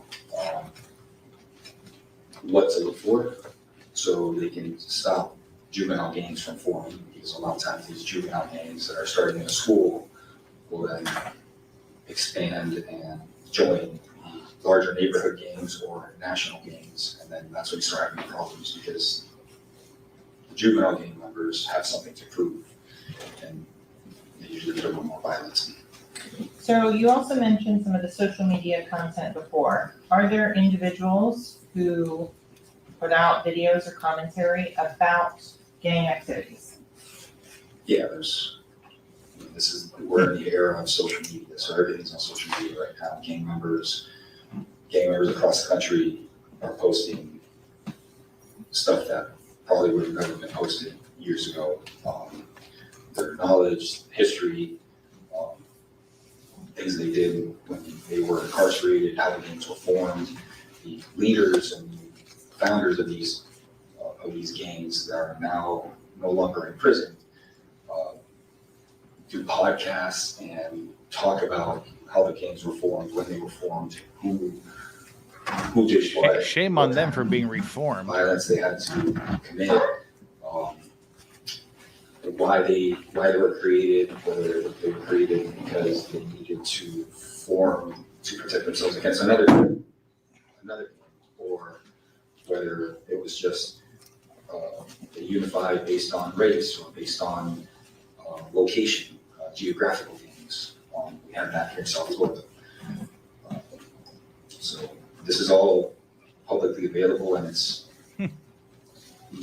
national leaders and national founders of these gangs that are putting out these videos, as well as just regular gang members on the street that are not of any special rank. They post up videos, they find out someone is claiming to be a blood or a crip, and they're not. They'll confront them on social media to get views, and some of these confrontations turn into physical assaults. People get called out for being for false flagging. That's what we call it, false flagging, just pretending to be, claiming to be part of a gang that they're not. Okay, and so I think the last aspect of gang knowledge that we haven't yet discussed is the undercover investigation. Yes. Could you explain briefly how those are conducted and what types of information is brought back? So we do undercover investigations on most gangs that we can do them in pretty much almost any gangs. So some gangs are a little trickier than others based off what the requirements are. Tricky gangs, tricky. They're tricky. Very organized gangs do background checks sometimes, stuff like that. That makes it a little more difficult. But we've infiltrated gangs. We have I'm not singing that song. All right, just take a shot every time he says the word gang. Work with and actually infiltrated gangs. Please don't do that. That would end very badly for everyone involved. Become gang members. Been put on the national books. Yeah, I'm gonna pass on that. No one knows. I mean, we can't say those names, but. Understood. Is this something that's done for like the Bloods, the Crips, as well as the Mafia and things that's been done for many years in this particular area of investigation? Yeah, the Mafia is a great example. That was done a long time ago with the Mafia. It's been done with Bloods, Crips, outlaw motorcycle gangs have been infiltrated multiple times. Most recently, we infiltrated several blood gang sets. We have several detectives that are blood gang members in their undercover lives. Do they bring back and share the knowledge with the other members of the Organized Crime and Gang Task Force? That's the best part about those investigations, that it's not just that we gain this intelligence, but we corroborate everything that we're getting from either informants or from people that just want to talk to us on the street. We're not just taking their word for it. They're telling us exactly what to do. Hey, you need to learn X, Y, Z. The next time we meet again, you need to learn this oath. You need to know this handshake. You need to know what to wear. You need to know what to say when you meet this guy. You're going to meet the next boss up, because everything it's organizational. So you're going to meet the next person up, and they're going to keep quizzing you. They're going to find out where you are in your process with the game. Are we going to get to pertinent testimony yet, or is this all just going to be qualification? We're getting the 3-hour lecture on gangs. Oh, Jesus. It's that long, really? Those instances Guessing. where I'm meeting other gang members and our undercover might have. Can't they just do the minimum to qualify him? This is annoying. It's not boring, but it's just taking forever. Because that's the first thing he should have known. How did he mess that one up? And that we kind of have to recover from that. I shouldn't complain. It's more interesting than what's been happening this whole time. So have corroborated all this information. Got to educate them on everybody on what a gang is, in case we don't know. Interviews. That's the icing on the cake for us. Mayor, I'm just going to tender for defense to go there in the area of expertise and gang knowledge. And Thank you, counsel. Before we do, we're going to take a short recess. Do not discuss the case. Don't form any opinion about the case.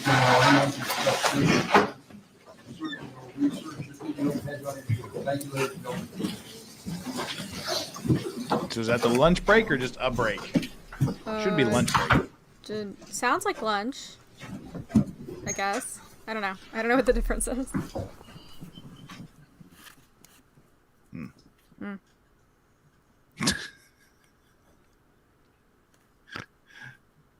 I mean, it's better than the like the phone people, definitely. The phone people. Yeah. But I have a question though, Jeff. I don't understand something. If he's wearing a mask and we can't see his face, why can't he be on camera? Detective, the court He is, from the neck down. It's difficult because you're facing the jury a lot, so if you could just speak up, all right? Yes, sir. Can I see counsel sidebar, please? yes, sir. No lunch yet? All right. Extra double protection. They just want to make sure they don't out an undercover cop and get him killed just because they want to have a masked face on camera, I guess. Well,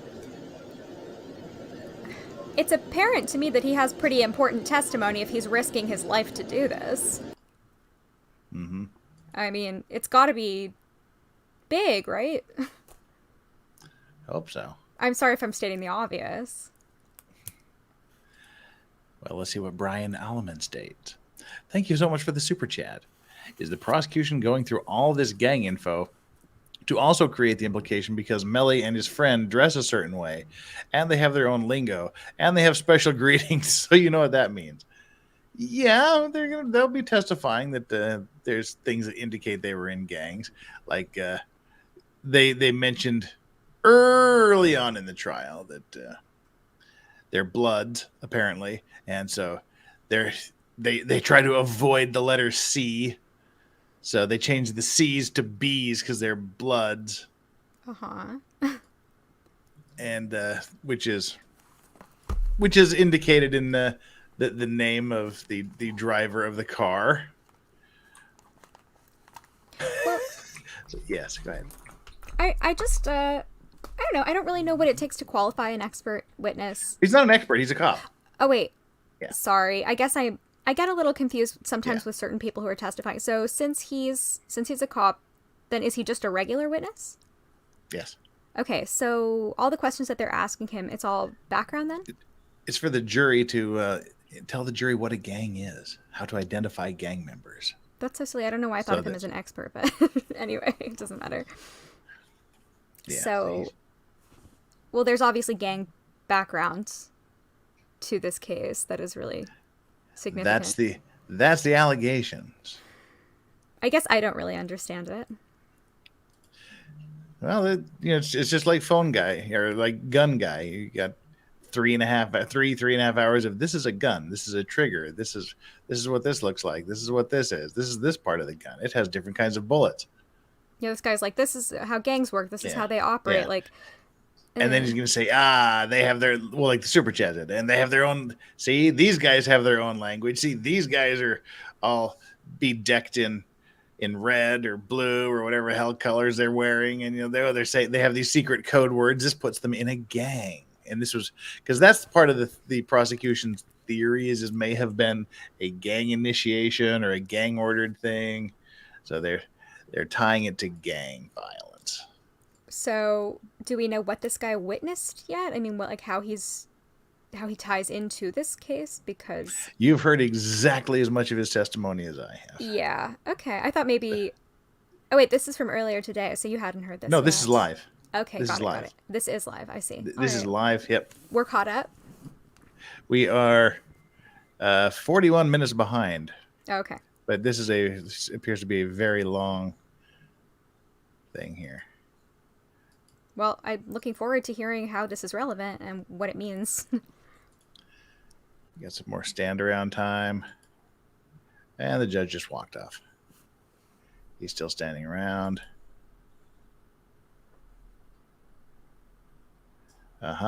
Consider. And second, to read The actual reason. All right. We are now 35 minutes behind. Okay. We're getting there. All shall be revealed. But like we were saying, the Bloods can't. They try not to use the letter C. So like the driver of the car was Cortland. So his gang, or not his gang, his group name is Bortland. Because they changed the C to a B because he's like wants it in the Bloods. Wait. I thought you said they don't want to use the letter B, and they change it to a C. No, they're Bloods. So the Crips, they start with the letter C. So the Bloods want to avoid using the letter C. Oh, so you said they want to avoid the letter B, and I got confused. So he changed his name from Cortland to Bortland. Okay. Yeah, wow, so that kind of thing. Doesn't really sound as good, but I think Bortland's kind of cool. Portland. I mean, it's unique. I'm not Bart Simpson. I'm Bort. I guess I would be the handler. Yeah. It doesn't really flow, unfortunately. All right. Can we? That wasn't what I wanted to do at all. Is it just the first letter? Because it would take you from legal vices to you would be legal vibes instead if you were. Yeah. I kind of like that. Apparently, legal vibes. Apparently, it's all the letter C's you can avoid or something. I don't know. So weird. I'm not a member of the Bloods. I don't know. Okay. We have a really. I could have list of sworn. proposals in order. You talk to the state about anything? No, not yet. No, I know the state's okay with the first one, which is allow this for the court to reconsider its position with respect to this witness testifying with a mask. The state had indicated to me yesterday that they would agree to him testifying without a mask. And as a matter of fact, I think the witness said that he anticipated that's what he would have to do. And the only proviso would be that the courtroom would have to be cleared and the phones of all people present during the testimony would have to be confiscated. We would suggest that would be remedy. They still want that right of confrontation. So I think the problem with that logic is it's assuming that it's the witness's mask that is making her uncomfortable, not the testimony about gangs. Because she was uncomfortable and upset because she was robbed by a gang member when she was young. And that's the concern. We need to know that. So I think that's the first problem that we have, because we have to get the actual reason as to why she's concerned. Well, within context, the first note indicated that was a question. Why does he get to see us and we don't get to see him? So I think that lets us know that it's the mask that's of concern, and that he's got an argument presumption of being robbed with a mask. If it's gangs, we did a thorough voir dire during which the issue of gangs was addressed, and she's passed that hurdle, so it's not a gang issue, it's a mask issue. So that would be our first proposal. And if the court's willing to do that, I guess we don't need to maybe get I to a misheard. second proposal. My concern is the second message that the juror sent over, where she asked for a moment. But so the record clear says, I need a moment. I can't listen properly. When I was a child, I've seen someone get robbed and I am having an anxiety attack. So my question is, if she's able to proceed with it, or if this is going to somehow color her thinking. That's what I'm mostly concerned with respect to counsel. And that's a sword that you cut either way. Oh, I understand. Just get everybody out, make him take his mask off. Trying to interfere somehow with the jury's process. And, she just needs a moment. Maybe just send them to lunch now and not worry about it. I'd still like to find out as to Bring her in and talk to her. Whatever happened. I mean, I don't know if she's already on the jury. She's already been accepted. You answer all your questions. I think we crossed that bridge already. Yeah. So I don't know. I'm concerned. I don't know how to. And I understand and appreciate the court's concern, but the question is what is precipitating her anxiety? And it's the mask. And yes, we can clarify that with her. I have no problem doing that, but it can't be gang because we discussed that at length during the voir dire, and she cleared that hurdle and was put on the jury. Okay. But that would be our first proposition. If the court would consider that, that would be great. The second proposition would be the first of her two notes was a question. And it was, why can he see me and we can't see him? Which goes to the heart of the confrontation clause. And also lets us know that her concern is the mask. And the jury instruction that was proposed by the state and accepted by the court doesn't address the question at all. It says considering like everybody else. Well, how are they going to do that? They're going to be instructed the way that they consider and is judging facial expressions, which they can now not do.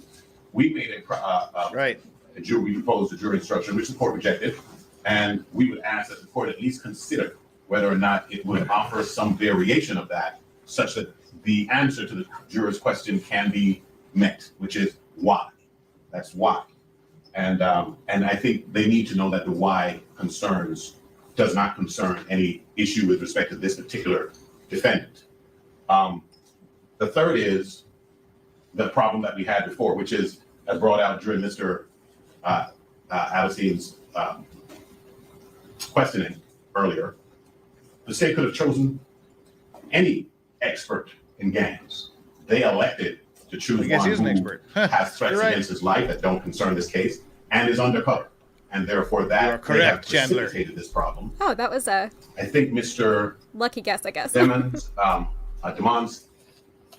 didn't hear them Melly qualify him though, whatever. I think our client has a right to a jury of his peers, one which has been selected and seated, and his right to both confrontation and to a juror that has been seated supersedes all of the rights of the media, of the state to have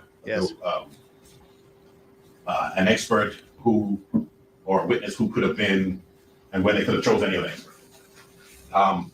But our third proposition would be that we take a break and address this after lunch, after the jurors had an hour or so, and we then bring her in and see what her problem is. If it's not the mask, I'd be highly surprised. What is your problem? What is your major malfunction? Maybe that's the first step. But we'd ask the court first to reconsider, and second, to reconsider letting him testify in this fashion, and second, to reconsider reading an instruction that gives the jury a little bit more than he's testifying in a mask. Let's continue. If you have an instruction that's agreed to, I don't really have an issue with it. My issue was the way you drafted and crafted this instruction is that I'm telling the jury that I'm looking at the media's right to be here over his right to confront his accuser, and that's not the way the way it was crafted and worded to me was not the right way to handle it, and I wasn't going to do it. Okay. All right. So the second issue that you had is having the witness, and it was a testify without a mask. I don't have any issue with discussing that further with the witness. I did this because he told me he was in fear for his safety and his family's safety, and this is what he does for a living. And I made my decision based on that because this is being a live stream. I don't know whether or not he would how he feels about it. And I guess that's subject to further discussion. As far as taking a break, I think that's the best way to handle it. We'll take a break, give the juror an opportunity to go have lunch. And when she comes back, the first order of business that we can do is to talk to that juror about how she feels and whether she's able to continue. If everybody's okay with that, that's the way we do it. Proceed. Just see how she feels. If she's not suffering from anxiety anymore, if it's strictly an issue of the mask, then we'll know where that stands and we'll address it. And I can ask the witness then how he feels. So we'll take it one at a time. All right. So let's do this. We're going to take our lunch and recess now. Any objection, Gary? I told the jurors not to discuss the case. Just tell the juror to come back at, let's say, 1:15. All right, or 1:30. Say 1:30. All right, give her a chance to relax. And jurors back at 1:30. Okay. So. Quiet. I want some further discussion with you because counsel raised an issue about these text messages that are on the phone, and I'd like to see about getting some clarification with that. All right. So, Gary, you tell the jury to proceed back at 1:30, all right? Okay, there's All one right. other thing, maybe, and I figured the last part of the jury instruction would be that with which the court took exception. That's why I put it at the end, so it could be easily excised. We do propose that as a proper instruction, but we'd like maybe to copy the rest of what we have proposed so that the court can look at it over the break and the state can look at it over the break. I've excised that last portion and maybe we'd be better informed to discuss it upon return. That's fine. So regarding this witness, let's just, I don't know what the documents are, but I'd like to proffer basically how this is getting in. I understand there's an extraction, and I understand that was done, but I haven't seen what the proposal or the summary from the extraction was. Here, I have this, if you want to look at them over lunch, we have to provide them. Sure. You gave a copy of this to counsel? Yes, sir. These would be the ones I'd be trying to introduce, since the color copies, they're the easiest to read. So these are for what you intend to introduce at the time of trial? Yes, sir. All right. So there's also. And so counsel's objection basically was, and again, to reiterate, I let the extraction in because it was taken from the phone. The defense's position is that there's no indication that it's the defendant, Devon's phone. And your position was that what's on the phone is evidence of who's had care, custody, control, and who's using the phone. Am I understanding the argument correctly? Correct. And so those messages go to show that as well. So there are some, for example, some pictures and things where pictures of the defendant and the other person involved in the chat are talked about, that they're acknowledging that is who is communicating with one another. One of those photos has already been introduced. That was the photo that was authenticated by Felicia Holmes. That was a photo of the defendant and Frederick Gibbons, which is also known as Frito Bang. That is the approximately 50-page statement that you have in front of you. Other ones include, there's photos of the defendant with other individuals that are identified, and they're also cross-referenced with the emails that are sent to the defendant's email and retrieved on that same phone, as well as hundreds of photos, selfies, screenshots of the defendant using that phone. With respect to the authentication, Your Honor, I think there's a little bit more nuance to our argument, which is it's not sufficient to say that the defendant used that phone at some point. I think there's ample evidence that that phone was used by more than one person. And the most poignant and striking evidence of that is that the phone comes back to the name Sack Chaser Howard. What that means, I know that my phone doesn't come back with the name Christine Bradley because I wouldn't do that. And I think that is a clear indicator that that phone was being used by others. And so the issue is not whether or not, if we can show that it was used by Mr. Demons at some time, everything comes in. The issue is if you want to get in conversation A, prove that conversation A, lay the foundation for conversation A. Prove that conversation A was being had between Mr. Demons and somebody else, and that would be at least some measure of authentication. The case law does indicate that one of the two parties to the conversation is the way to go, and that's the way to authenticate it, but it's not exclusive. But each single conversation as it's coming in should be authenticated, because the fact that the phone was passed around and used by several others, we have presented the court with evidence that that phone was being used while Mr. Demons was in custody. We know it's being used by several other people. It's not in his name and it wasn't recovered from him. And so the issue isn't whether or not he's ever used it.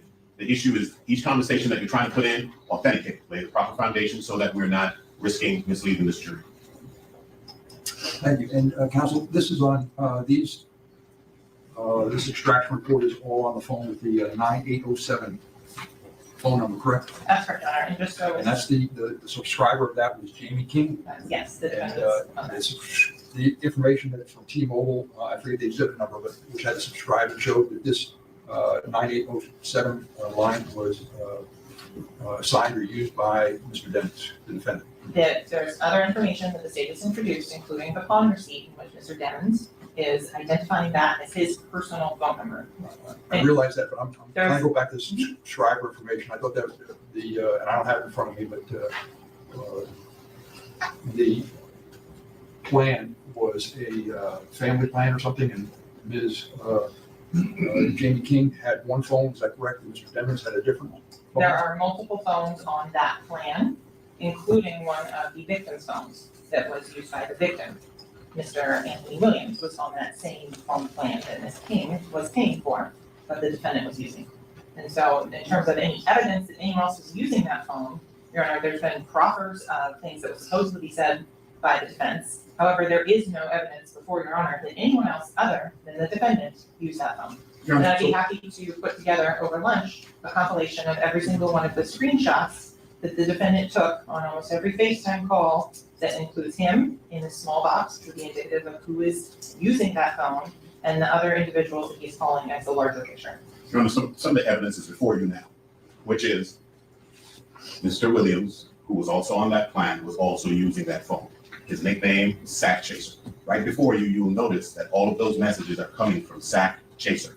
I'm not claiming that that means that all of those messages are from him. I am saying it's proof is positive that the phone was being used by him at times, or that would never have materialized in that way.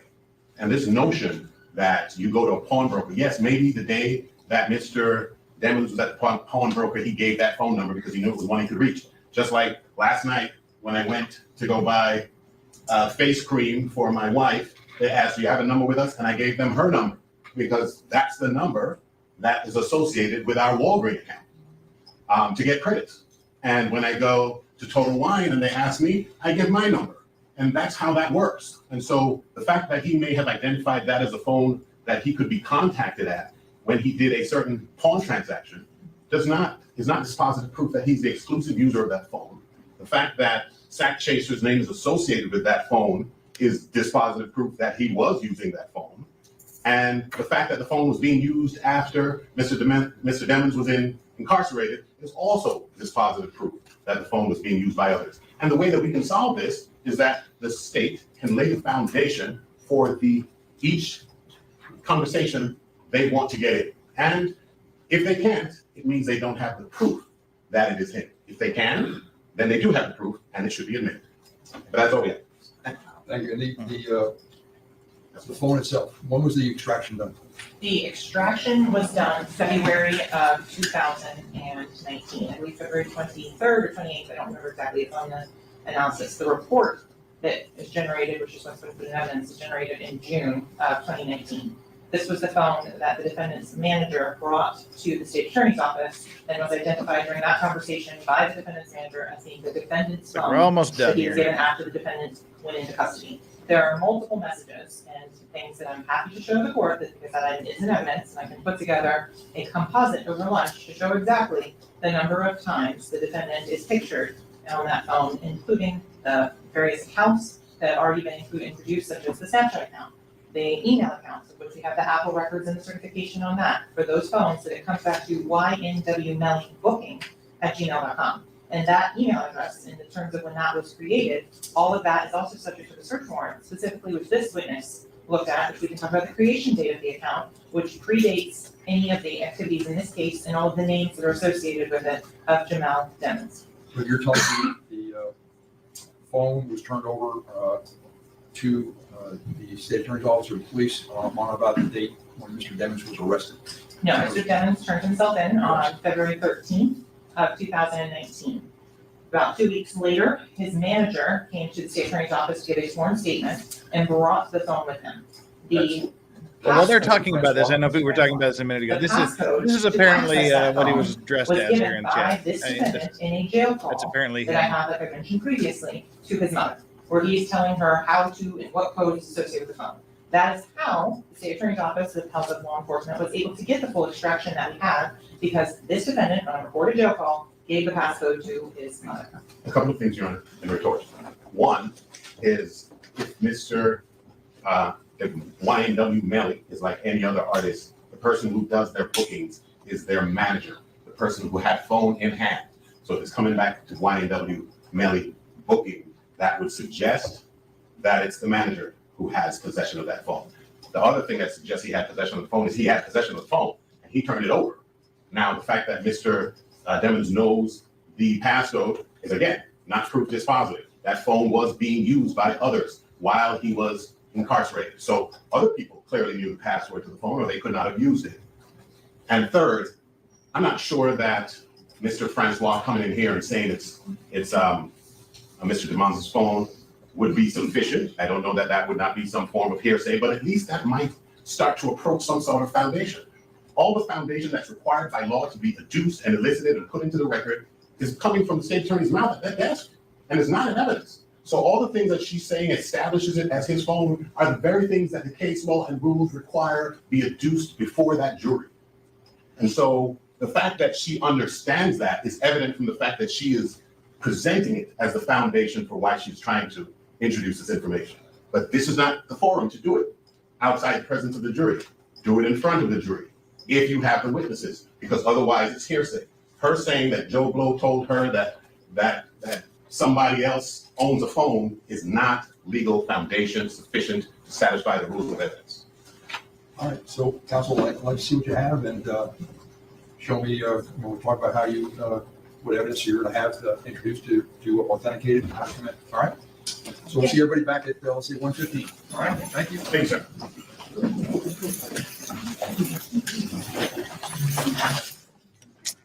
All right.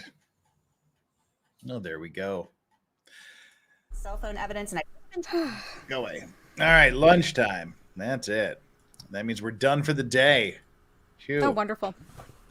But we'll come back tomorrow and finish up the afternoon session. Same All right. bat time, same bat channel. But apparently there has been debris found for the Titan underwater submersible. There's a debris field near the Titanic site. The Coast Guard's going to have a press conference at 3 p.m. Eastern to discuss their findings. So it kind of looks like what I suspected happened. The best case scenario, hull breach, they were crushed instantly.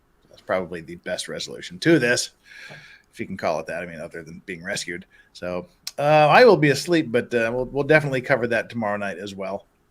So it looks like there's been a debris field found. So I had to Google debris field to understand what that meant, and I guess it's sort of like the Challenger explosion. Yeah, just a field of wreckage. Just the wreckage. Yeah, it's it just imploded and then floats to the bottom over a little wide area. Well, it wasn't going to be good, so. Yeah, I mean, if you got to go into these circumstances, go instantly, and that's what it would have been. But you know, 'tis what it is the use today. Oh, and by the way, we'll talk about it again. We'll kind of do a deeper dive on Monday. Don't say that. Hey, phrasing. Yeah. We'll look more closely at this issue on Monday. Let's put it that way. I was going to be having a friend on who is a survivor of a submarine incident to discuss it, but he's been told that he cannot speak about this or his experience on a submarine until at least November of this year. Oh. He's still active duty until November. Well, so, I'm sure you'll have a lot to discuss anyway with this current news.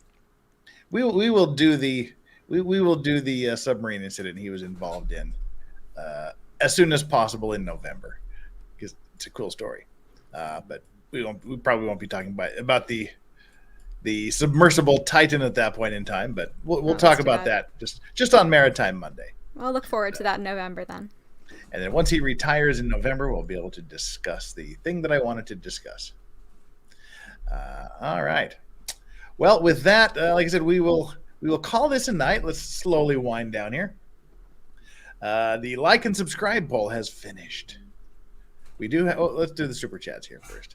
Josh Gordon said a while ago, do you have an N-word pass? That's what I want to hear. With the undercover cop guy, I hope. Brian Alleman again with another $20 super chat. Thank you so much. Is the prosecution going through all the, we already did this, didn't we? Huh. Yes, we did that already. Mm-hmm. All right. Well, that was easy. Were those all the super chats? Yep. We wrapped those up. Now let's look at the like and subscribe poll. All right. The like and subscribe poll. Hit the like and subscribe button. This is how it all turned out. And tell me what this trial needs 15% said a blackout rifle or two. 26% said Dr. Mommy. 100% more sovereign citizens, 29%. And 30% said more brain water. That's the end. Daily Quick Bite says, so we're not doing, what was that? I didn't get that reference. Brain water? Oh, that's from the last, that was the, I think it was one of the forensics people from the last trial was describing me being shot in the head. They were brain water. Oh, I must have missed that. That's gross. Okay, go on. Yeah. Daily Quick Buy says, so we're not doing Pisces until November. Nothing to do with Pisces. Pisces 3, talking about that was the deepest. That was 1973. I was 4 years old. How do I have a close friend involved in that? My best.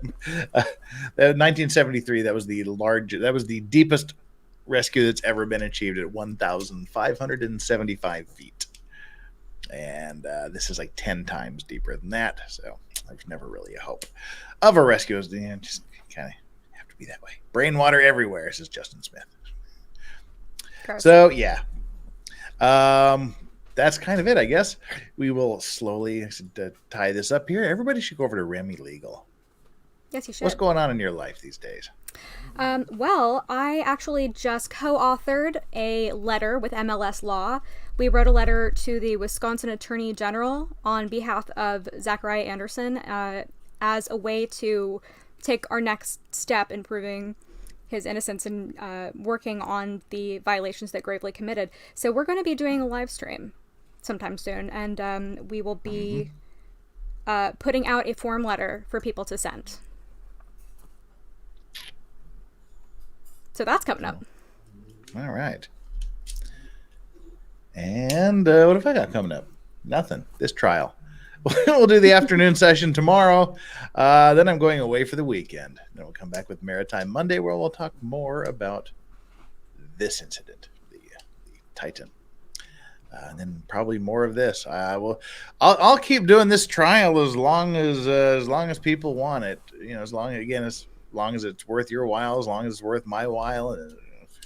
If we get like 4 viewers or something, we'll shut it down. But we've still got 600-700 people watching it. God knows why, but you're watching it. I'll do it. So we'll be back tomorrow with the afternoon session. Y'all take care. Let's see, who can we send us off to? Who is streaming right now? Oh, good question. Let's see here. Content live. Content live. This video. Customization. Redirect. Who are we going to redirect to? We are going to redirect to... We should redirect to Nicholas. We will redirect to Nicholas Starov. Oh, fabulous. I love Nicholas. All right, folks. Thank you so much for being here, mods, for being awesome. Thank you so much, members, for hanging around. Subscribers, awesome for you to be here. Thank you for all the new subscribers we've got. Currently, we are at, where are we at? We are at 37,412 subscribers. So we're coming up on 40. You're getting there. So thank you, everyone that subscribed. Thank you to all the generous super chats. Thank you to Yoda for entertaining us, and Strawberry as well. One last Strawberry peek, and we'll shut it down. There's the Strawberry camp. What's up? What's up there? Checking us out. All right. Super cute. So here we go. Everyone go over to Nicholas. Say hi from Legal Vices. And for me. Are you going to go over there and watch him, or are you just going to go about your day? I'm going to watch him while I work. That sounds like a plan. I'm going to listen while I sleep. All right, folks. Thanks, Chandler. Thanks, Thanks Jeff. Strawberry. Thanks, chat. Thanks, mods. Thanks, mods. Thanks, members. Strawberry. Thanks, and Yoda. subscribers. Thank you, everybody. We'll see you later. Bye now.